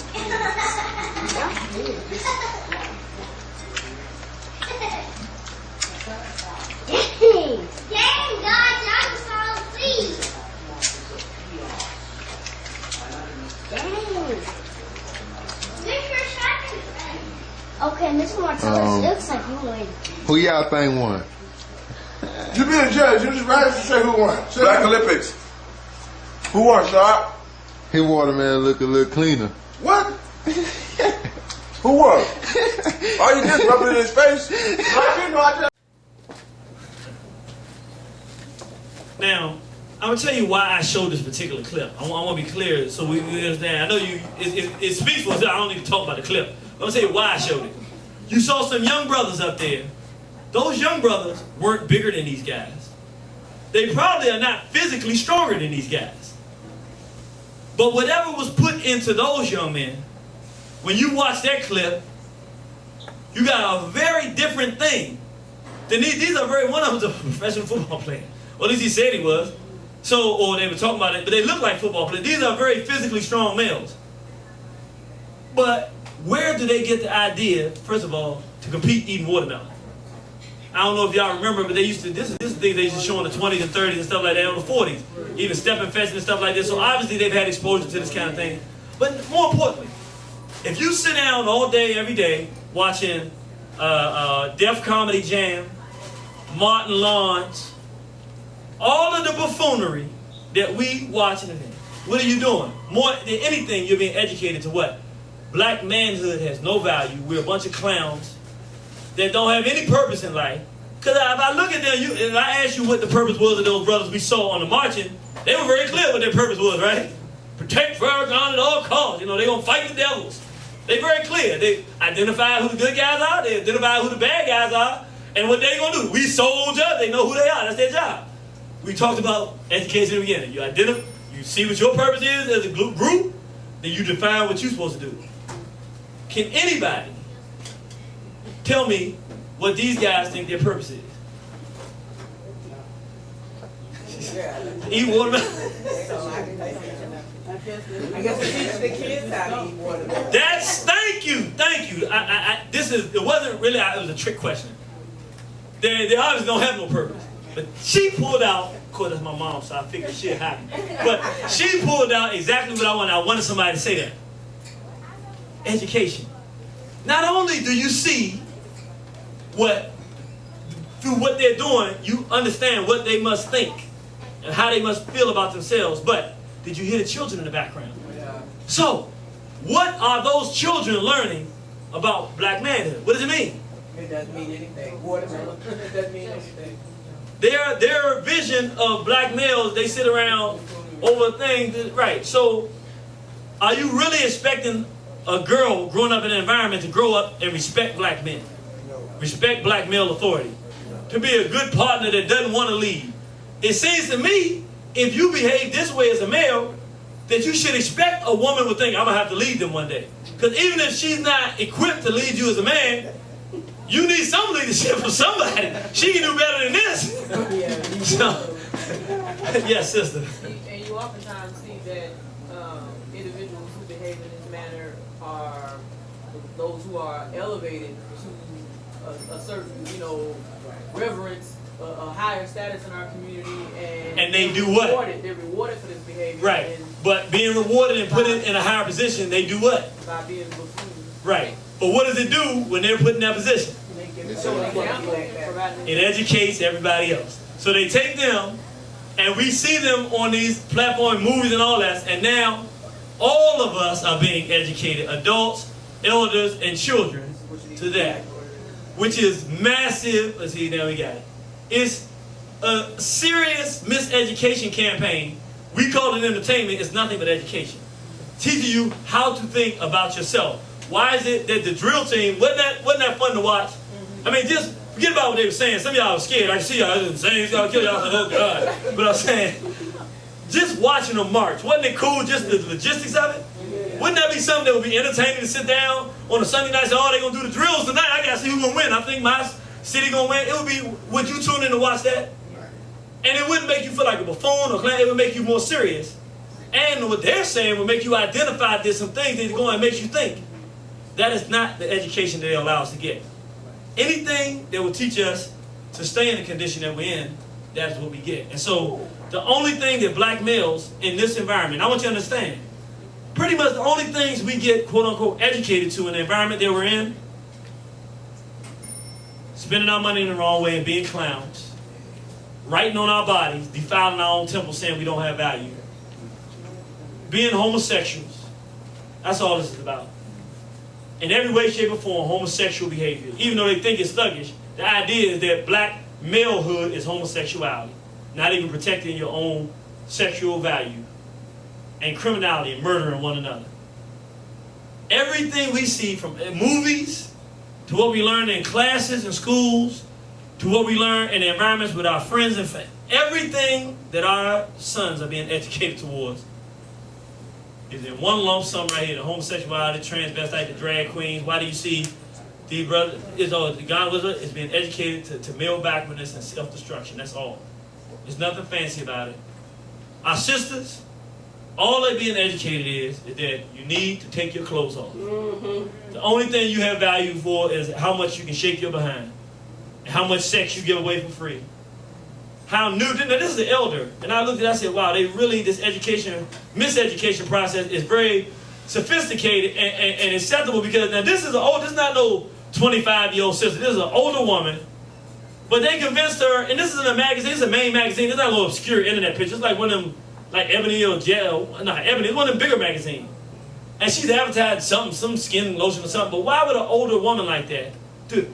The education that we're getting is training us. It don't matter how old you are. If that's what you're being taught, that your value is, and showing yourself to be nude, then that's what we're doing. Writing on our bodies, saying our bodies have no value. You see a sister here.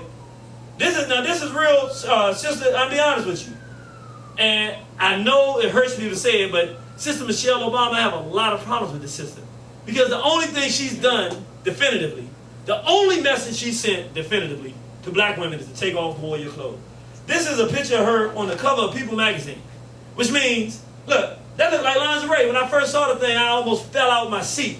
Because I was like, I don't want to see the head female statesman of the black world in lingerie. It's like a see-through dress kind of thing. She said, and I said, and I've been watching the way she dresses. She dresses for her level of what she's doing. I don't even want to use the terminology to do it, because she dresses like a rancid whore for the fact that she's the president's wife. Now, if a regular woman in the street dressed like that, you like she a little racist. But no politician in the world would have their wife dressed like that. Let me tell you why. Tell you why. Now you're educating the world on what to think. And an Arab male who has power, an Asian male who has power, who, even though this whole political thing is a farce, this president, it's all a farce, it don't matter. To the rest of the world, they say, okay, black people, first time, have a chance to be in charge. Let's see what they do. and they got a fag, and a sister would not put on no clothes. And so, understand, they're already going throughout Africa raping black children and women anyway, so it just says they don't have no value. Look at them, look. I'm not trying to say they're horrible. Look, this is the president's wife. Look at her. She's on People Magazine and in lingerie. I mean, that's what these women are good for. So it educates the whole world as to the value of the black woman. So they want to rape you anyway. They want to, they don't do it anyway. But now, she gives them, I mean, it's legitimate. I have to be honest. I cannot defend her. There's nothing I can say if an Arab male says, black women, this, that, and that, I'll be able to punch him in his face. Well, I'll punch him in his face anyway, just because I don't like him anyway. But I'm saying, after they drag his ass up from underneath me, then they be like, well, look, answer the man's question. If Michelle Obama is the leading black woman in the world, and she dresses like that, what are we supposed to think about black women? Literally, I would have to put my head around and walk away. I might hit him again, but I don't have nothing I can say to him that would, I couldn't say nothing. Even the white boy. Again, I punch him because he's a white boy, but I would not have a legitimate argument to defend her behavior. And I just want you to start watching, and I want you to understand, the whole thing is a setup. They picked her for a reason, obviously. Because, see, there's nothing worse that she could do.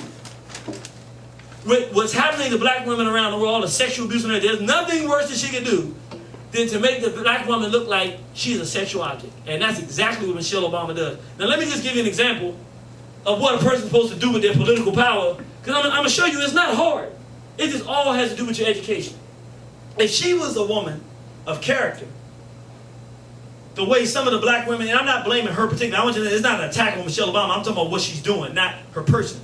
But if she was a woman of character, similar to the women in the 40s and 50s, Murray McLeod Bethune's, these type of sisters, let me tell you what she could do. You want to talk about revolutionary? That would change, it would change the world. She'd come under a little fire, but you know what? She'd change the world. One thing she could do, wouldn't even be hard. Anybody ain't got an idea? Something real simple, something simple. Go natural. Go natural. If she got a moderate, she's still a statesman, a moderate natural hairstyle, it would change the world. First of all, because the whiteys would have a real problem saying something. They can say something, but if they said something, man, I don't know if y'all see how black women are these days, but they would face the full brunt of black female hatred worldwide.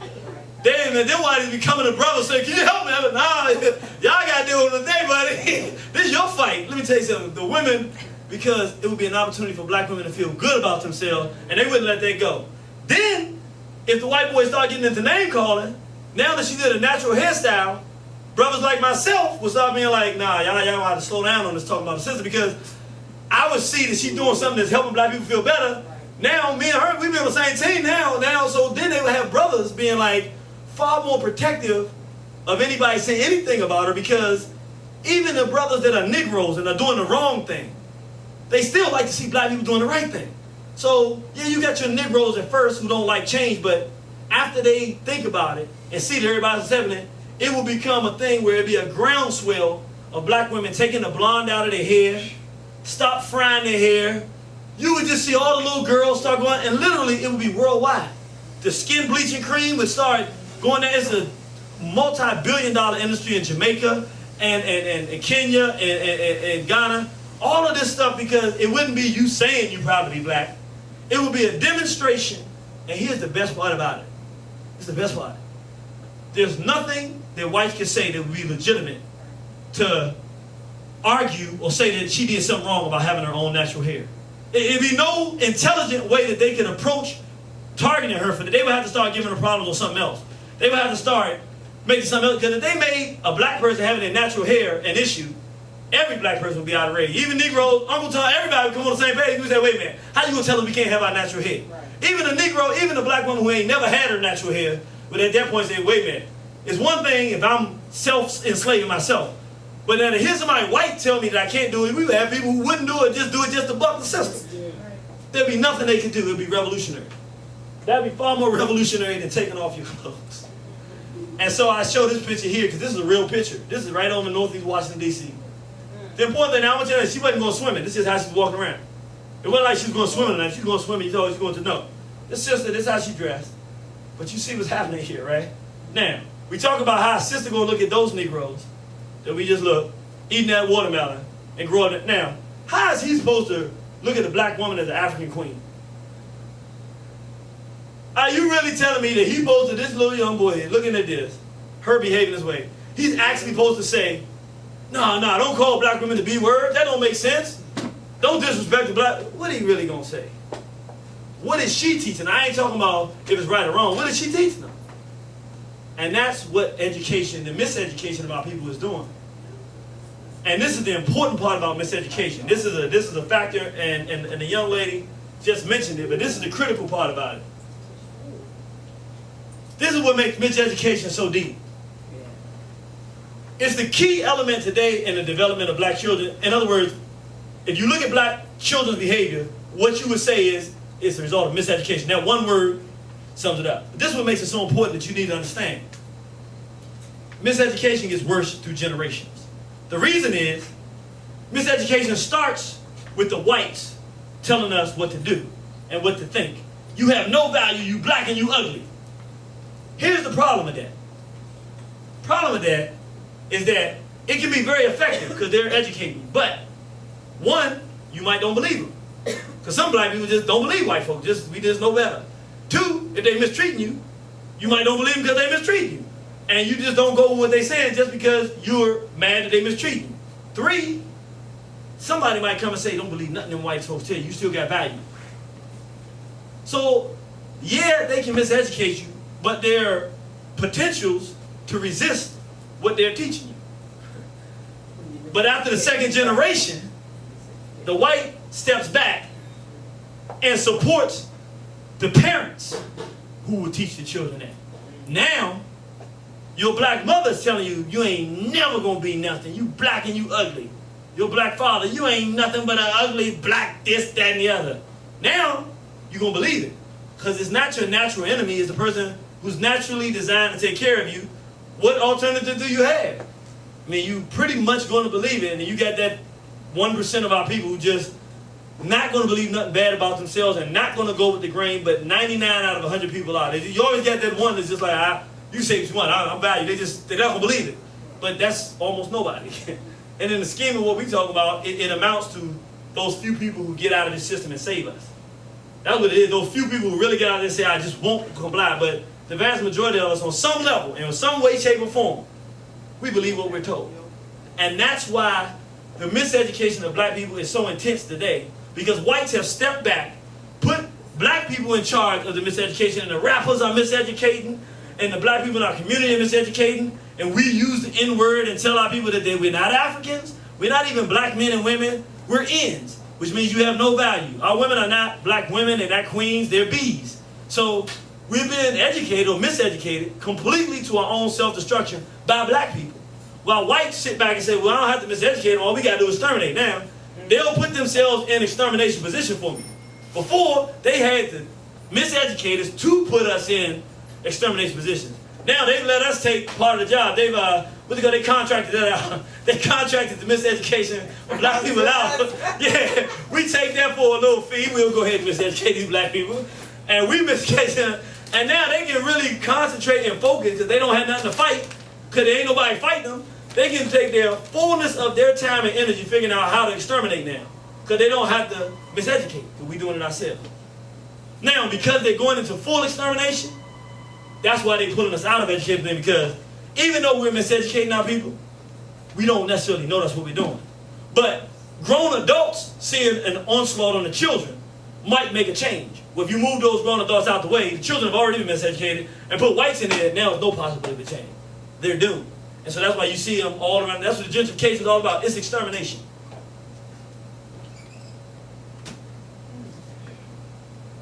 I'm sure you understand when I showed that. See, this is what you need to understand. One thing we don't understand about education. See, we think that our children can't learn. Right. Obviously she could. Right. But what was real deep about that, it wasn't just that she did the moves. She knew how to feel about each move she was doing. She knew the feeling to associate with each move. Now, she probably, what, 1.5, 2? Yeah, she wasn't 2. She's not 2. Maybe she's 16 months. You know what I mean? She's probably not 2 years old. Huh? She's in a pull-up. She had a pull-up. Right. But this is what I want you to understand. It's no different. Okay. She can do that, or she can say, up you mighty race, you can accomplish what you will. She, literally, maybe she can't speak, but if she was listening to what I'm saying in here, just as she can do that, she can go, she would know when to clap, when not to clap, meaning, I want you to understand, learning don't start when a child is. Learning is a 24-hour-a-day process. It occurs all the time. Every good, bad experience, everything that happens is something we're learning from. The point here is that we've been so saturated with miseducation that the only thing that black people know to do at this point is to miseducate one another. That's all we do. It's not intentional, but everything we teach each other is bad. And so you see there's an older brother, and that's probably his little sister or whoever it is, sitting there watching. Now, what is she going to think that her value is in? What is she getting celebrated for doing there? And what is he going to think? And what is he going to think? What's going on in that house? And what is she going to understand? This is a pedophile's playground. If I was well, I'm not a pedophile, I wouldn't even put it out there, but a pedophile, not that I'm one, but I'm just saying a pedophile, the reason would say that a pedophile who wants to target children looks at this, he goes, oh man, this is a world he's waiting for, because before it was, you know, they saying that children are sexual. That's not true. You want to be, you sick, you see him that way. Now, you as a pedophile and the European has miseducated black people so much and taught us to miseducate our own children so much that we have made our children want to be the desires of sexual attention, made them sexual, and to seek out adult sexual attention. And so a 4-year-old little girl really will be wanting to have sex, even though she don't know what sex is, because she's been miseducated into that. And we're the ones doing it now. And we're doing it in front of the world. So what is the world supposed to think? The Arabs that go to the Sudan and rape black women on a regular basis, and actually the accounts are the black women say, he raped me and said, now I'm going to get rid of your ugly black race because you're going to have a lighter child. I mean, this is what they tell them when they rape them. And of course, in the southern part, they don't believe in abortion, so they get raped. They're not going to get rid of the child, and so they have lighter children. But they got to look at that child and remember what this Arab is saying. So I'm saying that's their intention now. Now we're going to tell them, they're going to look at this and think that there's anything wrong with raping black. No.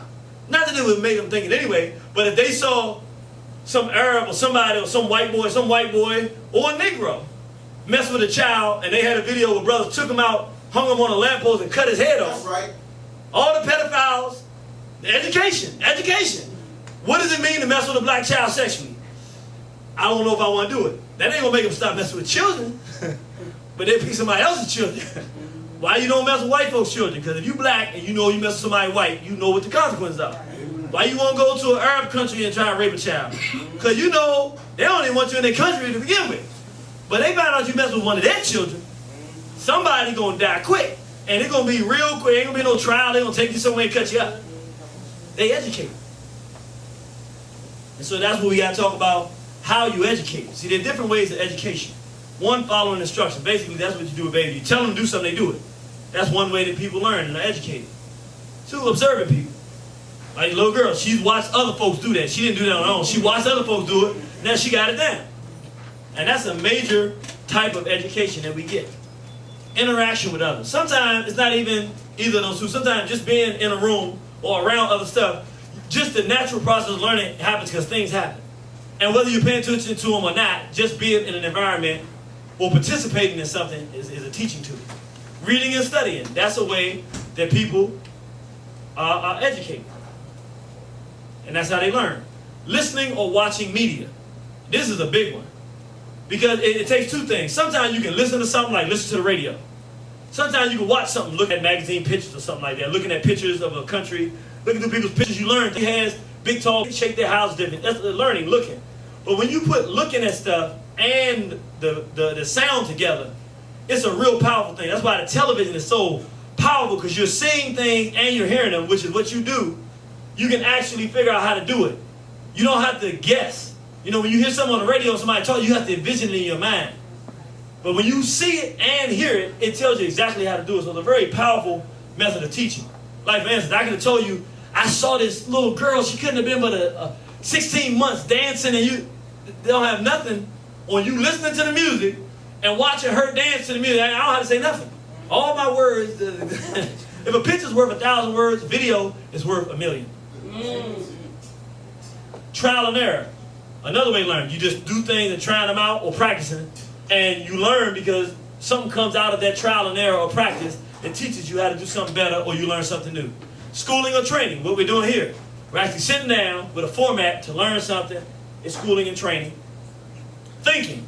This is a powerful one that we don't teach our children. I'm going to tell you something. Neely Fuller said it was not a book he read on. He was sitting on a hill thinking. And he said, the world can't be like this by itself. This has to be orchestrated. It has to be intentional. And he started thinking and putting it together, and he realized this is a system that's intentionally been put together to put us in this condition. That thinking led to a whole me. I come out of Neely Fuller thinking. There are different areas of people activity. There's any ways you can approach this problem. He gave us one that works. Here are the different areas of people activity. Study how they target you in each one and figure out how to counter each one. So we look at education, see that they miseducate. That's what they do. Whites miseducate black people. Now we properly educate. It's a system that works. But Neely Fuller had to think that, but how did he come up with it? He didn't read it, he thought. That is a way you can actually think, and it can actually teach you because you can put pieces together that you hadn't put together before, or you can, it ain't a matter if it's true or not. If you can think and make something make sense so that it works when you apply it, then you can apply it more than once. And then you have an effective way of dealing with something. It is not a matter of truth as much as it is what is effective. And 9, consequences. That's very important because one thing about whites, they have a trump card. Yeah.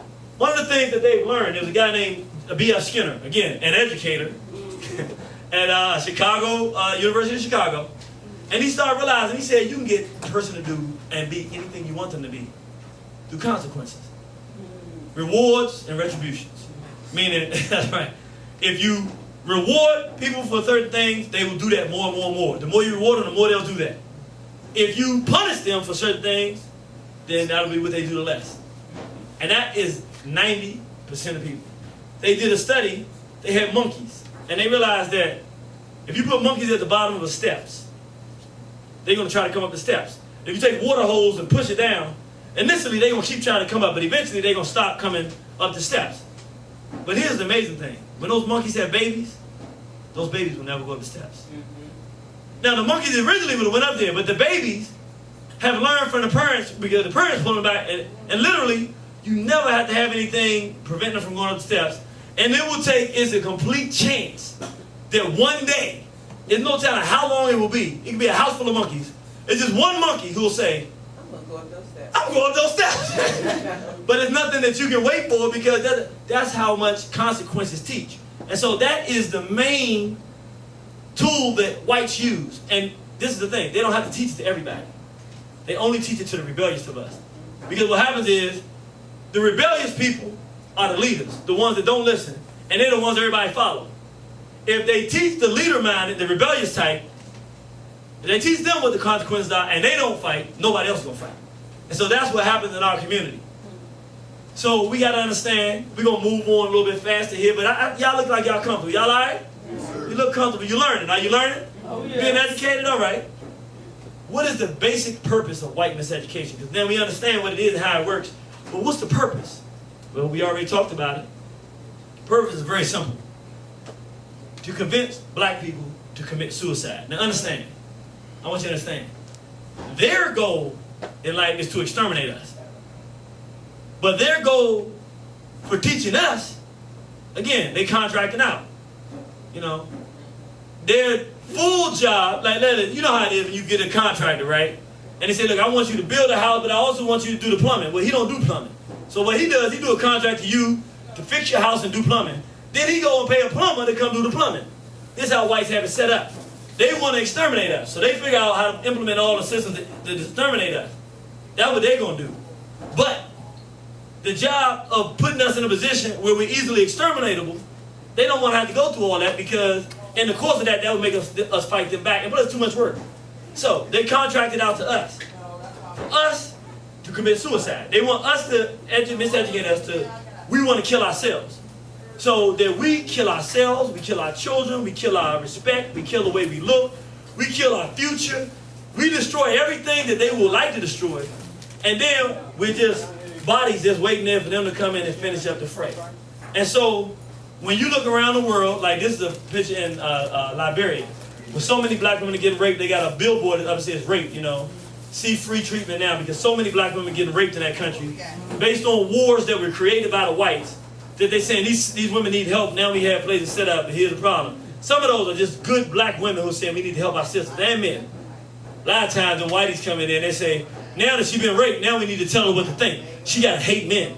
So they come in there and now she getting help now. Now they train to hate men. Now she hates her man. Now they got feminist groups that are fighting against. Well, really the object is to keep black men. So it's a real sophisticated thing that they do. It's very, very tricky. Here's Ken Saro-Wiwa. He was a brother of the Ogoni in Nigeria, who they were, you know, the whites had come in with shell oil and was destroying. They had a beautiful, the Ogoni region, one of the most beautiful places in Nigeria. And then the oil was spilling and destroying. They weren't getting any money. So he started a very peaceful movement. The people saying, no, we need to have these things not pollute our environment, and we need to get a part of the profits since you stealing oil from our land. And they got black people through money to go and kill. And here's where they hung the brother on the shell sign here. This is, you know, in Rwanda and in Liberia and in different places. What we see there, here's Rwanda. Here's the streets of America. Here's the slave trade, and they got the slave trade going strong in Sudan, Somalia. There's a couple of places in Africa now where literally black slavery, Nigeria, where, I mean, it's real little slavery. The Arabs come in and buy little black children, sometimes other African black children, but literally, they're putting our hands on these mechanisms now, though. So that much of the killing, you know, the gangbangers, that they grew out of the children of the Black Panthers. They didn't have any right direction. And before they got it, the whites went in and started creating internal beefs, making them start killing each other. And for decades now, they've been murdering each other. These are the same brothers that would have been out there like Panthers, fighting with police officers, fighting with white authority, fighting for black people. They just murdering each other off. So now the army is fighting itself. The black people, the black males with the audacity to go out and shoot and kill and harm people are not doing it to protect black men, women, and children. They're doing it. This is what the miseducation is designed to do, make us commit suicide. How do they teach us to do it? One, we just talked about it, we don't need to go back over, in the school system. The school system's purpose is to teach you self-hatred. They're not going to call it self-hatred, but when you go to school, you're supposed to learn that black people never did anything of value. The only black people that did something of value are the ones that love white folks. And what they did of value was teach you to love white folks. So when they teach you about Martin Luther King, the only thing that they teach you about him is that he said, right, nonviolence, you shouldn't get mad at white folks, that you shouldn't be mad at them, and that you should love your enemy. And they don't really, you know, we should have a dream. What was the dream? My sons hold hands with their sons, that you should love white folks. That's how you become a hero. So if you're an intelligent person, the more intelligent you are, the more you realize that you learn you don't like Martin Luther King. Because if you're an intelligent person, you go, I like myself. He's telling me to like whites. Whites would beat me up. I don't like this dude. It's just real basic intelligence. But you being educated by a black person telling you that. See, if whites was telling you to like Martin Luther King, see, he's saying, I have a dream, you be sitting up there going, this don't look right. This white boy telling me to love this dude, I've been telling me to love, and they up there beating black people in the head with bricks. Man, you crazy, I don't like him. And you start looking for somebody else. But when it's your mama telling you to love Martin Luther King, and all these people telling you to love him, and to love him because he love white folks, you just do it because they told you to do it, because you believe it. Now you are thoroughly miseducated, because the people who you would naturally love because they loved you and they fought against the people that was killing you, you don't learn about those people. That's how this system is designed. The math and the science and the engineering and all that stuff you learn in there, those are skills. They're very necessary. But at the end of the day, no matter how much math or science you know, if you can't add 1 + 1, which is whites are bad, they fight against us, black people are good, we're black, you ain't never been educated. You don't have the fundamental basis of education is whites are bad, black people are good. Not because it's necessarily true, but because you black. And if you black people have to be good because you can't change being black. So you have to take the fundamental position that we're good people. And if we're not doing good, then you say we're good people who need to do better. That's the only intelligent position you can take. That's the only position anybody can take. The roach, I know that he's a low creature. He don't look at it that way. He think he's the best thing. That's the only way he can look at it to survive. Secondly, if something is messing with you, I don't care what nobody tells you. It's just very simple. If you trying to harm me, you're bad. It doesn't matter if it's true or not. It's true to you. And that's how you have to function in order to survive. The mouse, look, between me and you, the snake has to eat. And it kind of seemed like that God made the mouse for the snake to eat because the snakes like eating mice. It seemed like that to me. That's coming from me. But if you talk to a mouse, he says a very different idea. There's some very evil thing. Remember the Garden of Eden? What is a snake? I said that's a story. No, it's not. It's real. You know, that's how the mouse gonna see it because, as far as he's concerned, that's his enemy. He bad, and there's no other way you can't talk him out of that. The thing with us is that our institution teaches us to love the people who destroy us and to hate ourselves.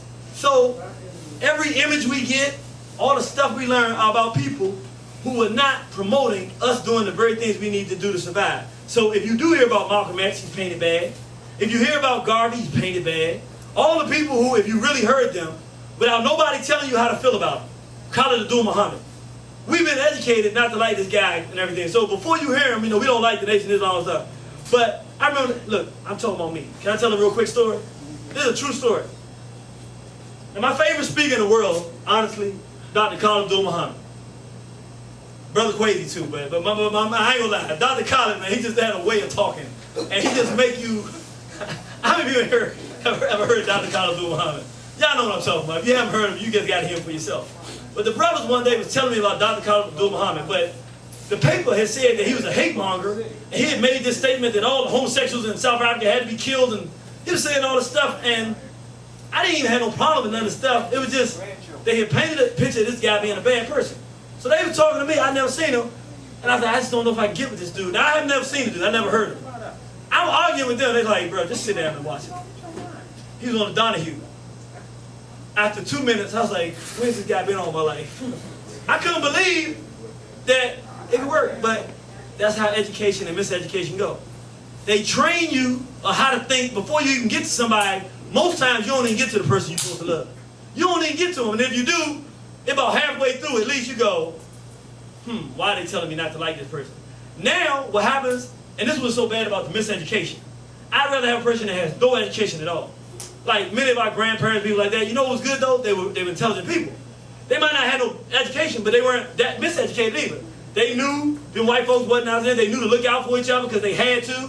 They just made good decisions. So once you bring them some information that enlighten them, they just go through the roof. If they'll accept it, they go through the roof. But once you get a person that's miseducated, this is the problem.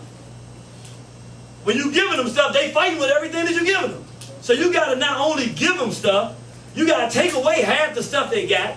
Then you got to replace some of that stuff because it's foundational for them with stuff that they can get with. Then you got to deal, it's a whole lot to deal with the miseducated people. That's why it's good to have children at sessions like this. You bring a 5-year-old little brother and sister to something like this, they get it. We black, we good, it's okay. You think that they scared, they children. They're going to go play after this. They don't care. You say one day you got to kill white folks or this. I'm not saying that I'm going to say that. I did just say that, but I'm not saying that I'm going to say that. I'm just saying we think of it wrong. Children don't get scared about stuff like that because they don't process it like that. They just hear it and they know it. You tell them whatever they need to hear. I don't care how extreme it is. At the moment they shake, then they leave, they go start playing again. 20 years down the line though. You see that whatever you put into them, now where you couldn't do it, but you knew it was the right thing to tell them, they actually can do it because they believed it. And you know, now if you look at TV and the filth that's on there, I understand why you call it one-eyed devil. But you know, John Wayne and all that kind of stuff, it was bad, but I don't know how somebody can see that deep doing that. That's a person with some good perception. This thing here can teach, you know, where that little girl learned to dance like that?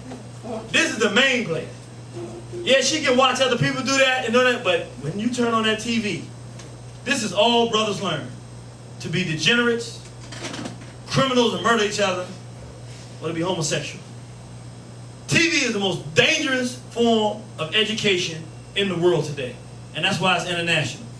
The only thing, when black women turn on TV, or black people turn on, only thing you're going to learn and be educated about black women is that they're whores and they should be naked. That they should be whoring, not just that they should be naked before the world, but that they should be involved in whorish, self-destructive behavior. And that they should be lesbians.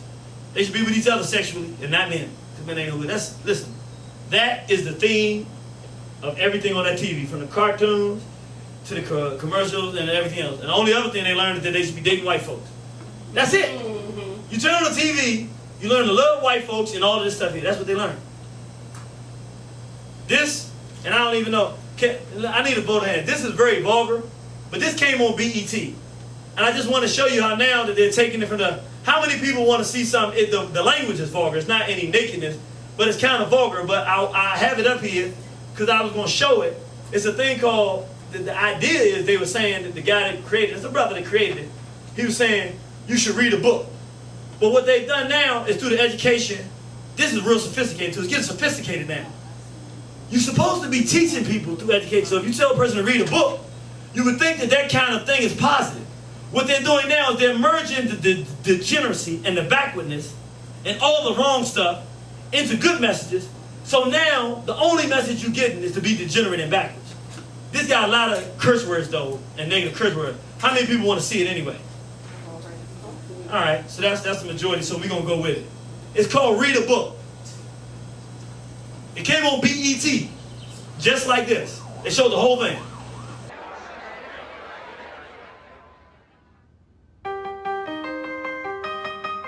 Yeah! What's up, y'all? This your boy G Mike. You see, I usually do songs with like hooks and concepts and shit, right? But fuck that, man. I'm trying to go platinum. So I'm about to rock this shit. Check this out, y'all. Read a book, read a book, read a motherfucking book. Read a book, read a book, read a motherfucking book. Read a book, read a book, read a motherfucking book. Read a book, read a book, read a motherfucking book. R-E-A-D-A-B-O-O-K. R-E-A-D-A-B-O-O-K. R-E-A-D-A-B-O-O-K. R-E-A-D-A-B-O-O-K. Not a sports page, not a magazine, but a book, nigga. A fucking book, nigga. Not a sports page, not a magazine, but a book, nigga. A fucking book, nigga. Not a sports page, not a magazine, but a book, nigga. A fucking book. Raise your kids, raise your kids, raise your goddamn kids. Raise your kids, raise your kids, raise your goddamn kids. Raise your kids, raise your kids, raise your goddamn kids. Raise your kids, raise your kids, raise your goddamn kids. Your body needs water, so drink that shit. Your body needs water, so drink that shit. Your body needs water, so drink that shit. Your body needs water, so drink that shit. Buy some land, buy some land. Fuck spinning reels. Buy some land, buy some land. Fuck spinning reels. Buy some land, buy some land. Fuck spinning reels. Buy some land, buy some land. Fuck spinning reels. Brush your teeth, brush your teeth, brush your goddamn teeth. Brush your teeth, brush your teeth, brush your goddamn teeth. Brush your teeth, brush your teeth, brush your goddamn teeth. Brush your teeth, brush your teeth, brush your goddamn teeth. Where deodorant, nigga? Where deodorant, nigga? Where deodorant, nigga? Where deodorant, nigga? Where deodorant, nigga? Where deodorant, nigga? Where deodorant, nigga? Where deodorant, nigga? It's called Speed Stick. It's not expensive. It's called Speed Stick. It's not expensive. It's called Speed Stick. It's not expensive. It's called Speed Stick. It's not expensive. Read a book, read a book, read a motherfucking book. Read a book, read a book, read a motherfucking book. Read a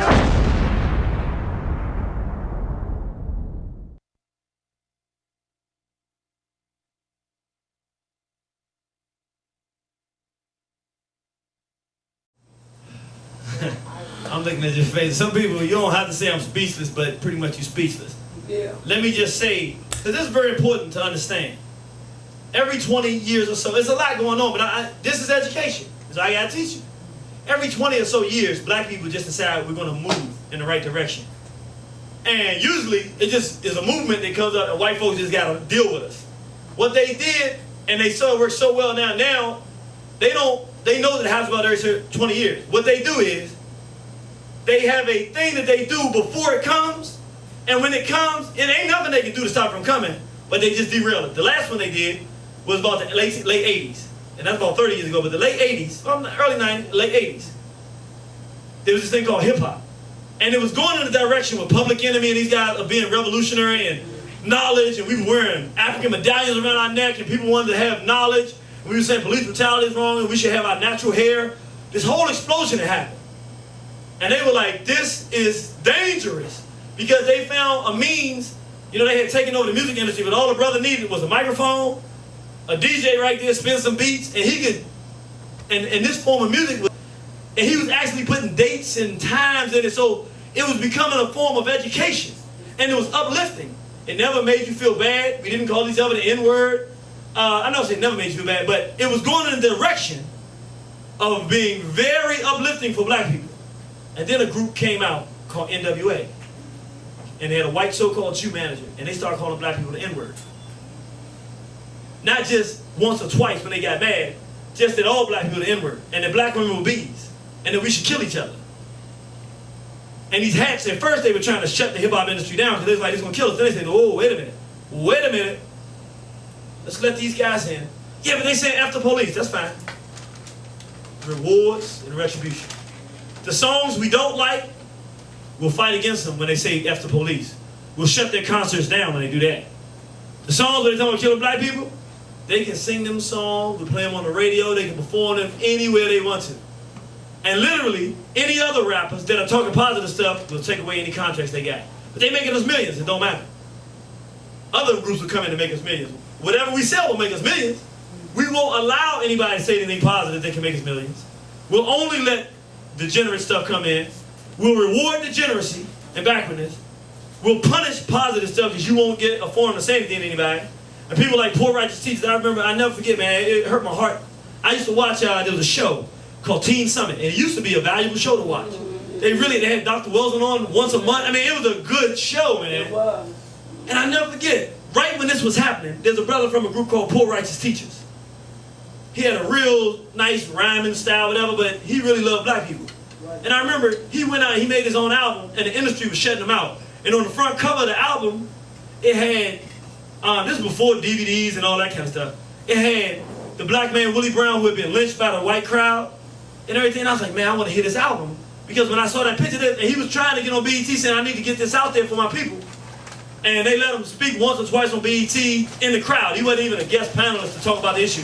And he was fighting, and I saw it, I said, man, he can't get this out there. And I realized now, 25 years later, what happened. It was very smart. It was about that time for us to start kicking the dust. They curbed it by giving us something that told us to be self-destructive and miseducate us instead of educating us. We rounding up here. I know a couple people looking at their watches, but we rounding up. We almost out. But I want to make this point. I want to wrap it up because there's some real important stuff we're going to finish with. Now, it's happening again. I'm just letting you know. That time is here, and I'm actually seeing it happen.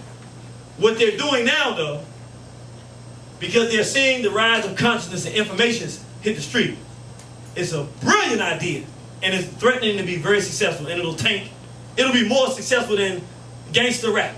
What they're doing now is they're merging degeneracy, F this, suck my blank, and do all of this filthy language with nationalism. Malcolm X. They got a sister out there with a record called You the White Man's Beat. And she starts off by saying, so she's saying you the white man's beat. So she basically saying these dudes are a bunch of punks for the white boys. But the song starts off, yeah, I want a real N like Malcolm X.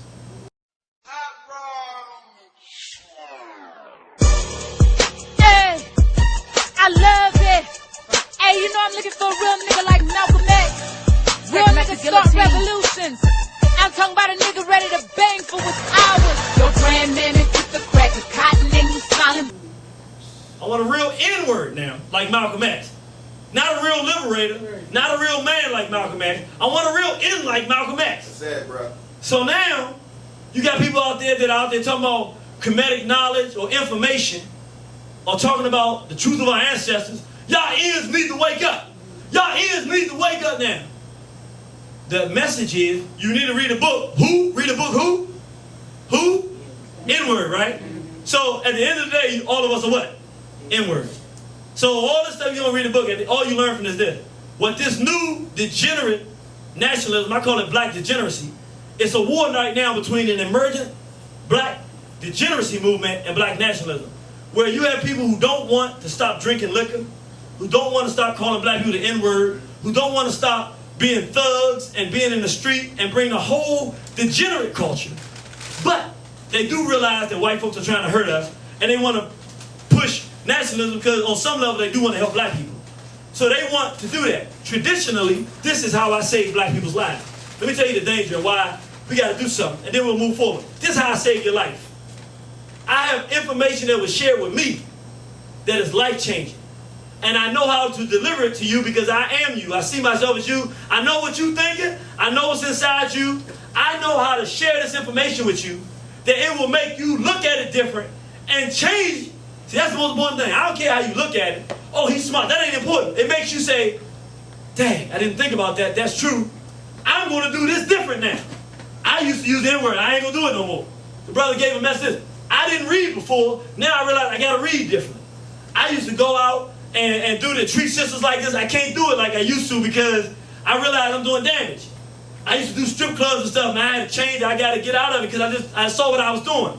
I got a message that can do that. Here's the danger with these guys. That's how I save you. That's how everybody's done it. Garvey comes out, tells you to stand up. He didn't say up you mighty N-words. He said up you mighty N's, you're going to come, nobody get up. Because you just call me N-word. It's self-destructive. Here's the danger. My information, my delivery brings new life to you. So now I have a way to save you. If somebody else has the same information, but they tell you that you don't have to change, and they give you the same information, but you can still be a drug dealer, you can still call yourself out your name, you can still smoke weed and everything like that, now who you going to pick? You going to pick the person that tell you you got to change. You can't do that no more, brother, sister. But you like doing it. It's fun. And that's all you ever done. You going to go the long road, or you going to take the short road? Well, if you take the short road, here's the thing. We still calling each other N-words. We still drinking, smoking, selling drugs to each other. We still messing over each other. We changed nothing about our behavior. We just got some information now. Now the information don't have no transformation power. Now I can't save nobody. So it put me in a real pickle because I'm like, well, I'm not going to let you do that. So it creates a war because I'm like, look, I got to save you because if I don't save you, you're going to die. They taking away my only method to save you. I really don't know no other one. That's how everybody's done it before me. I'm not saying that I shouldn't find a new one, but I don't know no new one. So I have to protect my interest, which is to save you and to get you to do something different so that you can save our youth, and they trying to take it away from it. So naturally, I'm going to go to war with them because you trying to take what I got. But here's the problem. When I go to war with you, I have to do the right thing. I'm bound by the restriction of the fact that I'm trying to uplift black people. You not. You got good information, but you still in the street. So when we go to debate, like now, I say what you're doing is bad for our people. N-word, N-word, N-word, N-word. That's what they say to me. Well, creates a natural problem in this whole thing because what I'm going to do, you start calling me the N-word and all that kind of thing, I'm going to punch you in the face. No, I mean, I said, look, we can do all this mature stuff. Nah, dude. That's why I said irritate Genie. I put selfies on the end of it just so everybody know, look, I'm not perfect. You start mouthing over me, I'm going to smack you in the head. I mean, you get so far, then it's just going to be a beef. And then all of this guy that you like and respect going to go out the war. You'll be more MFers, more this, that, and the other. I'm going to be just as disrespectful till I'm done with you. Then I clean myself up, get over the embarrassment of what just happened, and come back on stage after I done won and say, brother and sister, sorry about that, and try to go back where I'm going. Here's the problem, though. I don't want to hurt that person. I just want them to stop doing what they're doing so they do it. But in their mindset, they hate black people, so they can kill me. It's nothing for them to organize to kill me, so I'm in a losing position if our people don't see what's happening with the miseducation and say, no, this is not acceptable. You can't continue to do that. Y'all can save me to save you, because otherwise, all of them come against me. I have to fight against them because they miseducated. They're the tool of the enemy to stop the rebirth of the people. I ain't got no option. I gotta go after them. I don't want to because then it's black on black, but if I don't, then they'll win and get you. And the whites will then pull them in, give them all the access to you, and under the guise of getting some good information, and they'll keep us just in the same condition, if not worse. So I gotta fight it. But then when I fight it, it looks like I'm starting to fight with black and people think black on black. The people have to figure out how to do that one. Because I'm gonna tell you exactly what I'm gonna do. I'm gonna protect my interests. And my interest is in saving you, and the way I had to do that is to give you the information. Now I'm gonna show you how sophisticated it is. I want you to understand. I'm showing you little simple clips. It might sound like I'm reading a lot into it. I wouldn't tell you nothing I don't know already. I can't always explain everything, but the one I'm gonna show you now, it don't seem as severe as what you just saw, but understand, what you just saw is hip-hop culture.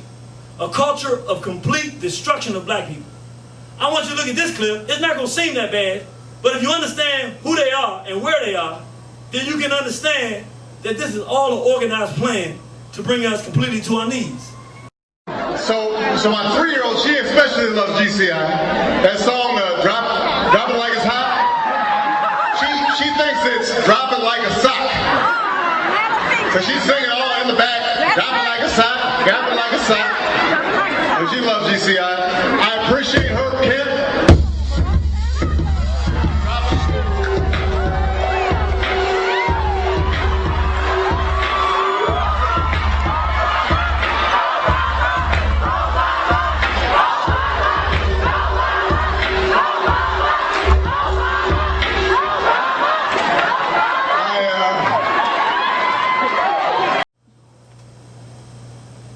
I just showed you one. Y'all don't have no idea who this dude is. My point is this.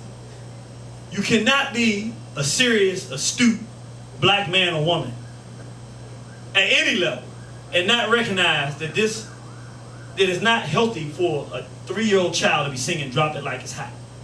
You can't make that mistake. To be there at that high level and to miss that means you're not missing it at all. You're doing what you're told. We're being fed someone. I told you he's a homo. Y'all don't believe me. Y'all think I'm saying it to insult him. He's a homo. The dude's a straight homo. He's promoting homosexuality. His laws are that any country in Africa that don't accept it is going to get slaughtered. And his objective is for that. But more importantly, he's a complete degenerate.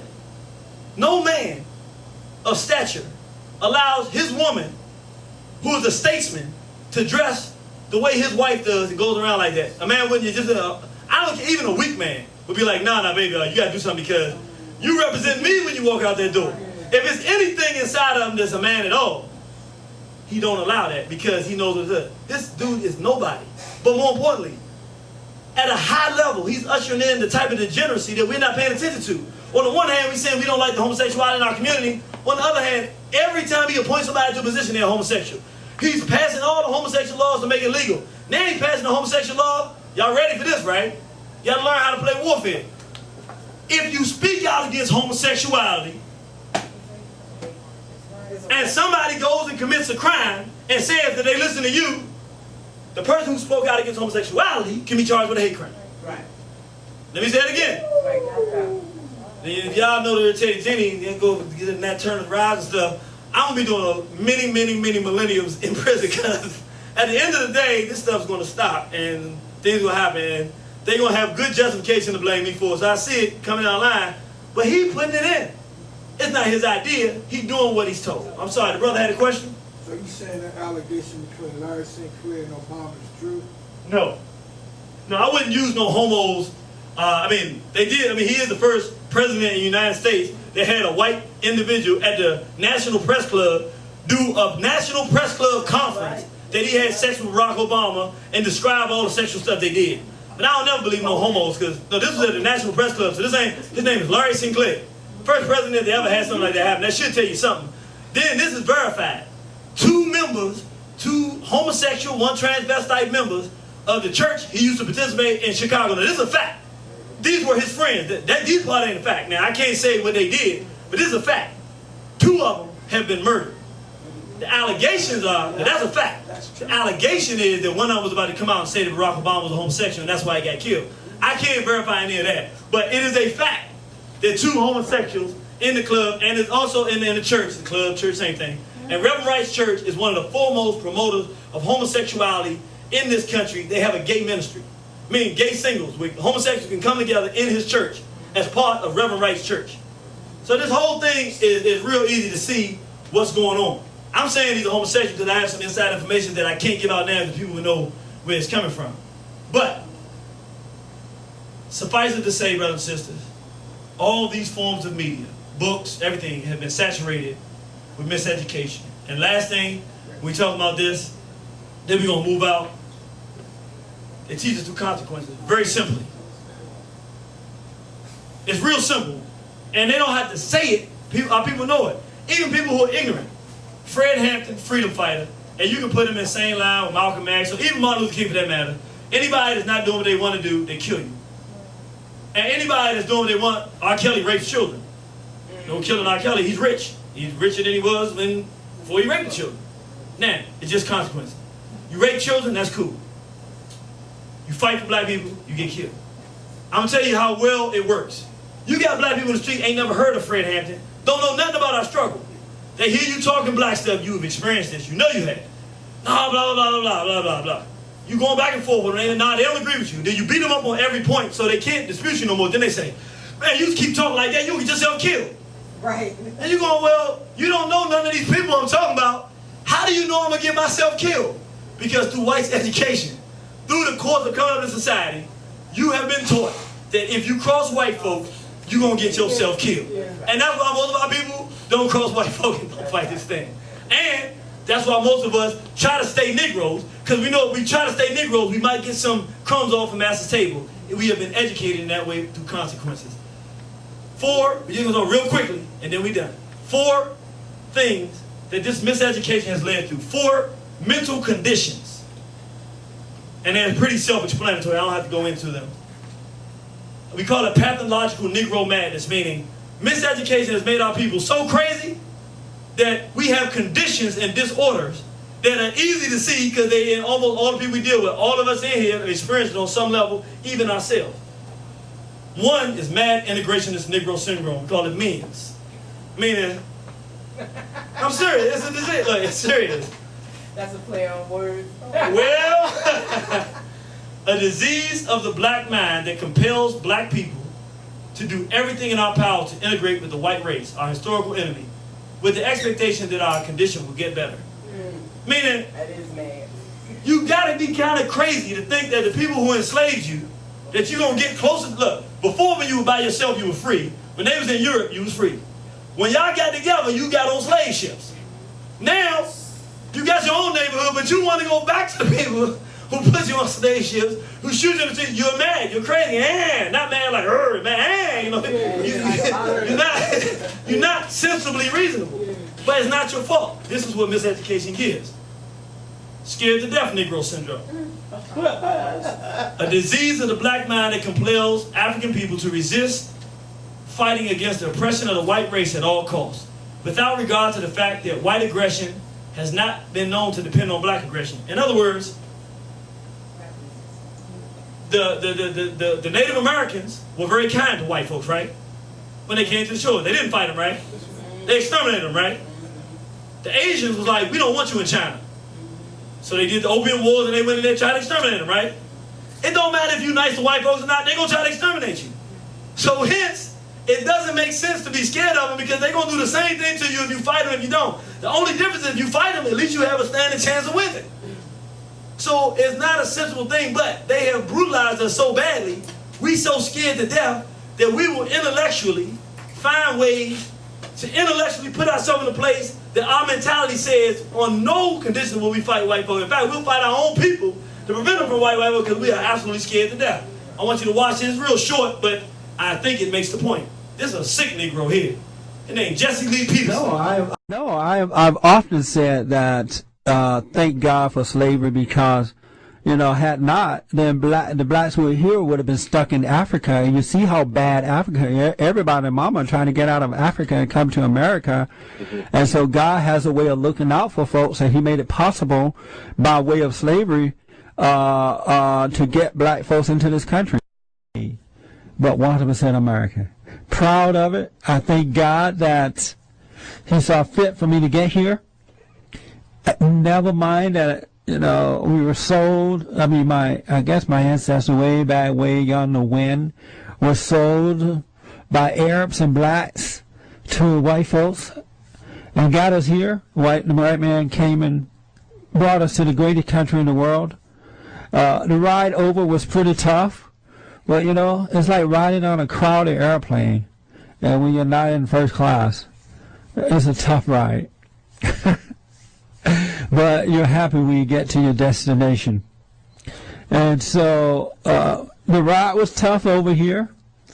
The pain for freedom was tough, you know, because in life, if you want to gain something, you got to lose something. No pain, no gain. So it was a tough.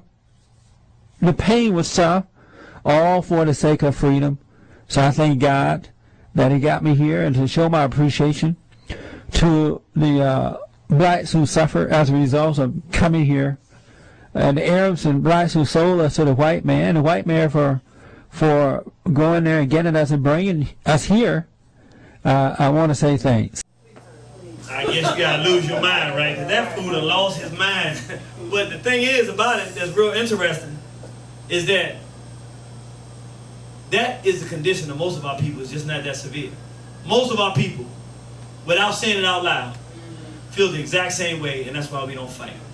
Here we got spiritual enslavement, Negro syndrome.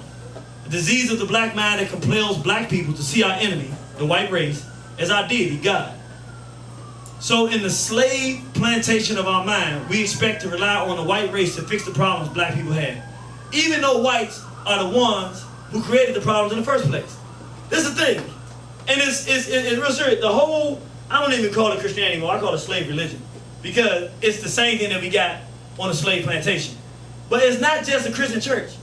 Any church that teaches black people to love people that hurt us, it don't even have to be a church. It's slave religion. Even if you don't go to church, if you walking down the street and I come talk to you and you say, I don't go to church, but you know, all white people ain't bad, and you start making defense for white folks for, they ain't even defended themselves so far. It means that you have sins. You have spiritual slave, meaning you think that if you go against white folks, you won't be saved. So you gotta rely and leave room for them to save you, because your savior is going to be white. Whether you call him Jesus, whether you call him, you don't call them, you just say there are some good white folks. It's all saying the same thing. It's saying that white folks gonna save us. This clip is brief, but I'm gonna show you why they love every year, why they gave this man a holiday. The thing that Martin Luther King did more for white folks than anything else, he wasn't always on their side. He was a vicious Tom. And at the end of his life, he did try to make a transformation, but they killed him before he could do it. But some of the things that he said, I'm gonna just say you this one, then I'm gonna show you something so you can see it for yourself. One of the things why they try to make this man a hero, Dr. John Henry Clark said it was vulgar. When they killed those 3 little girls in Birmingham, four little girls in Birmingham, I'm sorry, I apologize. Peace be upon them. Do you know that Martin Luther King came out and said, you know, it's a very sad thing to happen, but if blood has to be shed in this thing, it's better than to be our blood. Whoa. What? Now, you know, if you know anything about Dr. John Henry Clark, you can take his word on Johnny on the spot. If he say it, it's it. Yeah, that's Martin Luther King. But you don't have to believe that. Listen to this. The Negro must stand up. He must take the initiative. He must make it clear by his own participation and his own numbers that he's determined to be free. He must never forget that if he is to be free, and if he is to be free indeed, that he needs the cooperation and the support of white persons of goodwill to carry on in this struggle. Stop for a second. We're not being emotional. We thinking. He says, if we're going to be free, then we need the support of white people of goodwill. Well, here's a few things. One, what if there are no white folks of goodwill? All right, that's one. That's very, because if there are no white folks of goodwill that truly have goodwill, then you just have told us we won't be free. Then secondly, he said we're going to need white folks to free, well, not just to get free, he said to continue on in the struggle. So if we find that there are no good whites of goodwill, then we're going to do what? Stop the struggle. That's what he's teaching. This is what he's educating people to. And it's an oxymoron, because he started off saying we need to show by our own participation that we're going to be free. But never forget, he said we need to, in other words, what he's saying is, well, our good white slave masters ain't going to do nothing unless they see that we want to be free. But he put the ball in their court to free us, which basically tells us that if whites won't free us, we won't be free. That's a self-defeating premise, because whites are the ones enslaving you.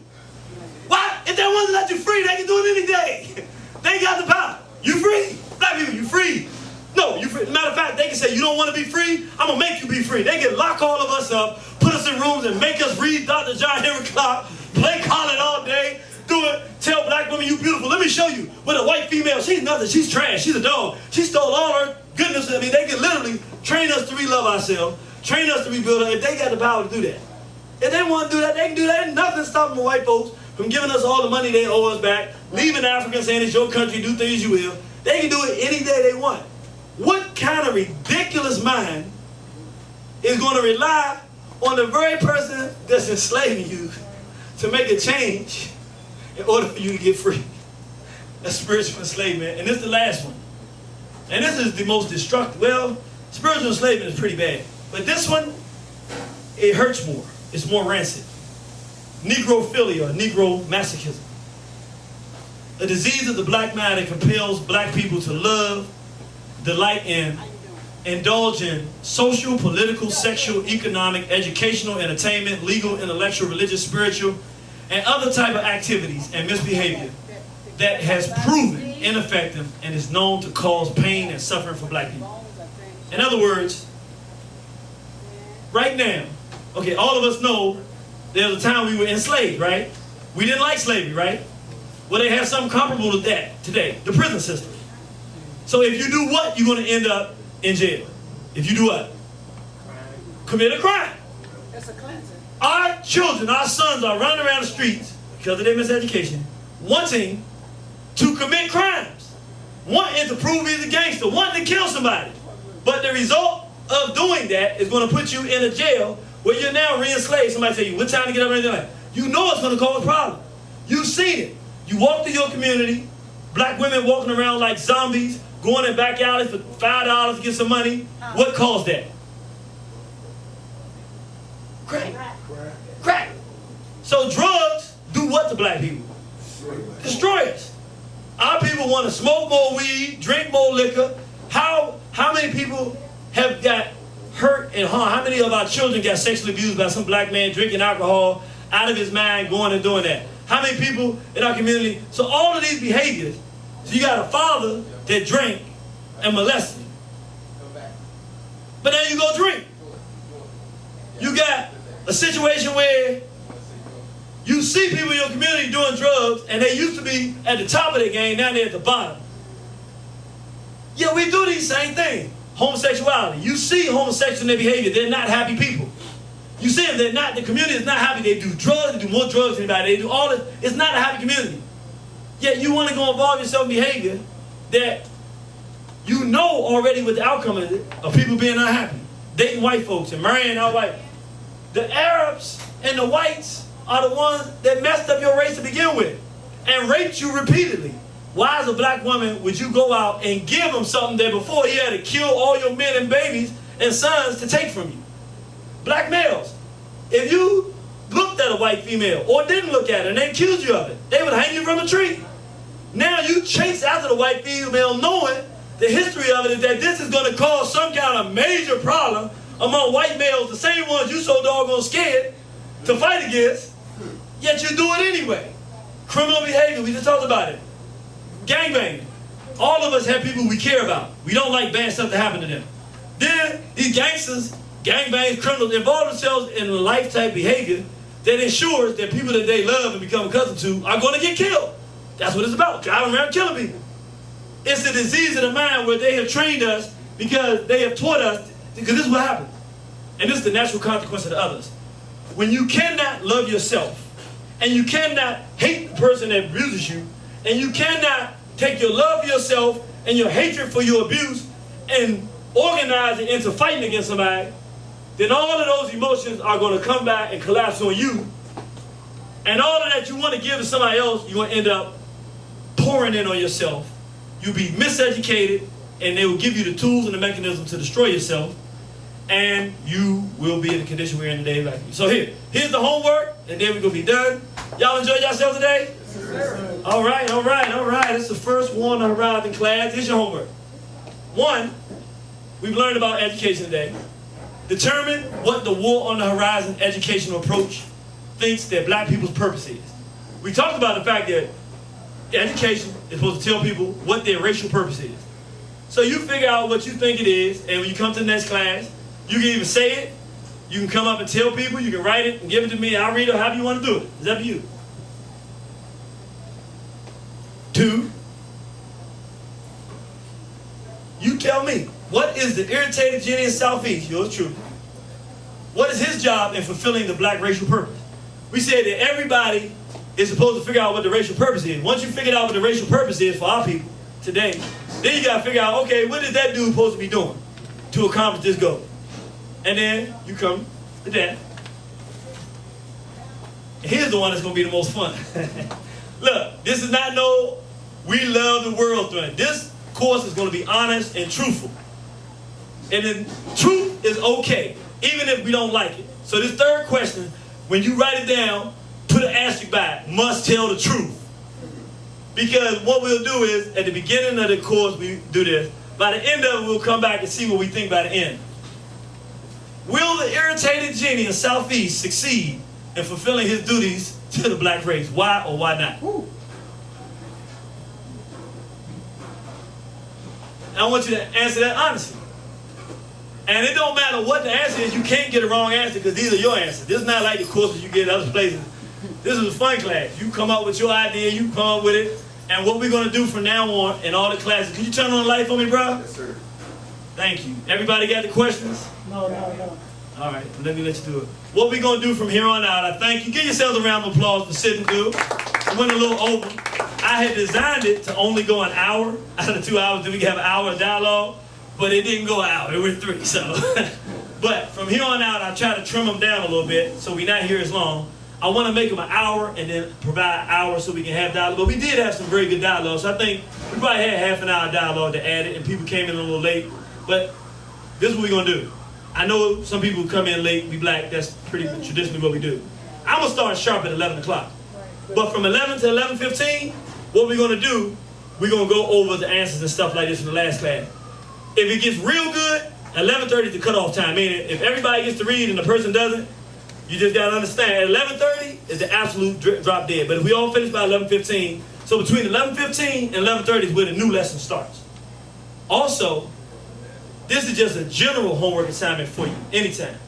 Anything that you think can be incorporated into the class that can make it better. This is your class, because you got to pay $10 from now on out. So, I mean, it was your class today too, but I don't want this to be just regimented. The only thing I would ask is that, like today, everybody asked a question, made their point, and we kept moving. The only thing I would ask people, don't start asking no real long, drawn-out questions because it takes too much time. Think about what you want to say, ask it, let's move and keep it going so that we don't use up your time. But other than that, I want people to say what you want to say, make your point, ask questions, and say what you would like for the class. Because you might say, yeah, we love hearing you, but we want to hear Brother Rudy one day. Or, you know, can you bring somebody else to talk about another thing? Or, I don't know, you tell me. I don't know what to tell you to tell me. I can't tell you that. You educated. Y'all educated folks today. Y'all tell me. Anything you think of that can improve the class, make it better, make it easier, workable, we'll do that. I just had a question. Yes, sir. Do you believe Barack Obama was selected president or elected? Selected. Matter of fact, they tried with Colin Powell. But something about Colin Powell's character didn't work. Maybe And his wife. Maybe his wife. Maybe it's like, no, what they want you to do, we don't want to do or something. But something about the Colin Powell thing didn't work because he was the design one they were going to use for this. It didn't work, and they got a much better pick this time. This guy's much better because let me tell you what it boiled down to. Character. Somewhere between his wife and him, Colin Powell, there's some character in that family. You don't want to deal with people with character when you're getting them to sell their own people out because they might make a change. Barack Obama, character is 0. Not something, he's 0. He'll do anything. He'll eat your baby, so that's the answer to that. Anybody else? Glad to prove that one, brother. Oh, we got some proof. Trust me, look, this is a good thing. This is one thing I've learned over the years. This is why I do it. I used to not say anything until I could prove it. I've now studied hard and long enough that I can almost predict dates now, when white's going to do and the way they do stuff. So once I got something that I can see very clearly on the horizon, and I'm pretty sure I'll put it out there a little earlier now than I used to because I'm confident that I'm not going to miss. Anybody else? My brother. Yes. How can we stop the madness that's going on in Africa? Because when I went home in Sierra Leone was demolished, some of my cousins and my childhood friends that I grew up with when I was back home, they was telling me that like they had like the American and the England troops, they come home and they pay like people or like the youngsters who on the street, they don't have like jobs and stuff like that. They would give them like $100 a month just to go to Iraq, you know, to go fight their wars and stuff like that. So I I mean, when they was telling me all this stuff, you know, I was just going crazy because, like, I don't know the solution to it. So I'm gonna tell you, and I'm not saying this, because I always say it, I'm not saying this to sell myself. I'm gonna be honest with you. Tell you why I say this. I don't know how they did it, but some brothers, oh, I do know. Somebody bootlegged my book and conceived out the book and sent it to Kenya. But it actually made some brothers and sisters in Kenya call up and try to figure out. So you know what I did? I said, I put a box together. They don't have any money. And I sent the box over there. The brother wrote me back. He said, brother, we're trying to digest the information. He said, this is powerful stuff. He said, it's going to take us time. They're actually putting communities together now, sitting down, looking at this stuff to understand what's going on, and that's giving them the answer. This is my commitment to you. I'm going to tell you, if you can get it back to Sierra Leone, you pay for nothing. You tell me what you want back there, because our people need it back so bad there, I'll do it for free, out of my pocket. It don't mean nothing to me to do that because I just want us to win. And I know they don't have the resource to pay for it. So that's the best thing I can do, because honestly, at this point, with the vast miseducation, or no education or understanding what's going on, there's nothing you can do until the people get of a collective mind. Now, once they get this stuff and everything like that, then it can be a far more practical answer. What's the first step, how we start doing it? The first thing, they got to get de-Christianized, de-Islamicized, because Christianity and Islam are the basis that whites and Arabs are using to make us kill each other. That's how they exterminate us, through the religion. Once, and I'm not saying that they won't be Christian at all, what I'm saying is we got to make them being black more important than the rest of it, so that the Muslim and African and the Christian, all Africans can sit together and watch it come to a collective mind of education where they have the same answer about who we are, purpose and stuff. Then you do it. So my answer would be the media, because that's what this is designed to do. In every area of people activity design, they can look, they can watch this and go, oh, that's what's going on. We are killing each other. We hate them because of this. We got to go get them now. Let them sit and watch this. They go call a group. They fighting and killing. Just watch this together. Now they all watching and go, oh, this was all going on. And before long, you got black people, collective mindsets walking around Africa looking at these whiteys, kind of funny, you know. And then we can start doing stuff. That's my answer. The media, and I'll give it to you for free. You tell me what they need, and they can copy as much as they need to over there once you get there, because I just want it over there. I want them to have stuff that can help me, not just my stuff. Dr. John Henry Clark, any of that media, it really has a major impact on our people in the country. Just like the hip hop. You give good stuff that impacts, you give bad stuff that impacts. Let's saturate Africa with good stuff. And every woman's husband, Columbus raped Indian boys by the dozens in the Middle Passage. Black yelling and suffering across the Atlantic. But at the end of the class, pain, somehow they survived, although he feminized by the white bandits. Death and disease left some slaves stranded, floating in the ocean where their bodies were examined by the sharks, and in the dark they would follow, waiting for a taste of this human cargo. Those sharks didn't swallow or put on sex farms, made it and forced to use white sex norms. Incest, sex with your cousin and your sister. How could you forget all that they done to us? Am I wrong for fighting this 10,000-pound gorilla in a song? For fighting this 10,000-pound gorilla in a song, bring it on. Am I wrong for fighting this 10,000-pound gorilla in a song, bring it on. Am I wrong for fighting this 10,000-pound gorilla in a song, bring it on. James Baldwin and William Styron were interracial homosexual lovers that decided to architect and construct a new version of Nat Turner's life that will marginalize them. Damn, James, how you do that? Team up with a cracker to downplay what Nat did with an axe to the master. You knew when Nat Turner meant the blacks. I read your poems, you had your hands on the pulse of the people. It seems that Nat Turner represent the dangerous road before Martin King. Maybe you should review the roots. A literary genius, why'd you let this William come between us? Nat Turner lives and he'll always be seen as the meanest slave ever, the cracker beheader. Am I wrong for fighting this 10,000-pound gorilla in a song? Bring it on. Am I wrong for fighting this 10,000-pound gorilla in a song? Bring it on. Am I wrong for fighting this 10,000-pound gorilla in a song? Bring it on. Am I wrong for fighting this 10,000-pound gorilla in a song? Bring it on.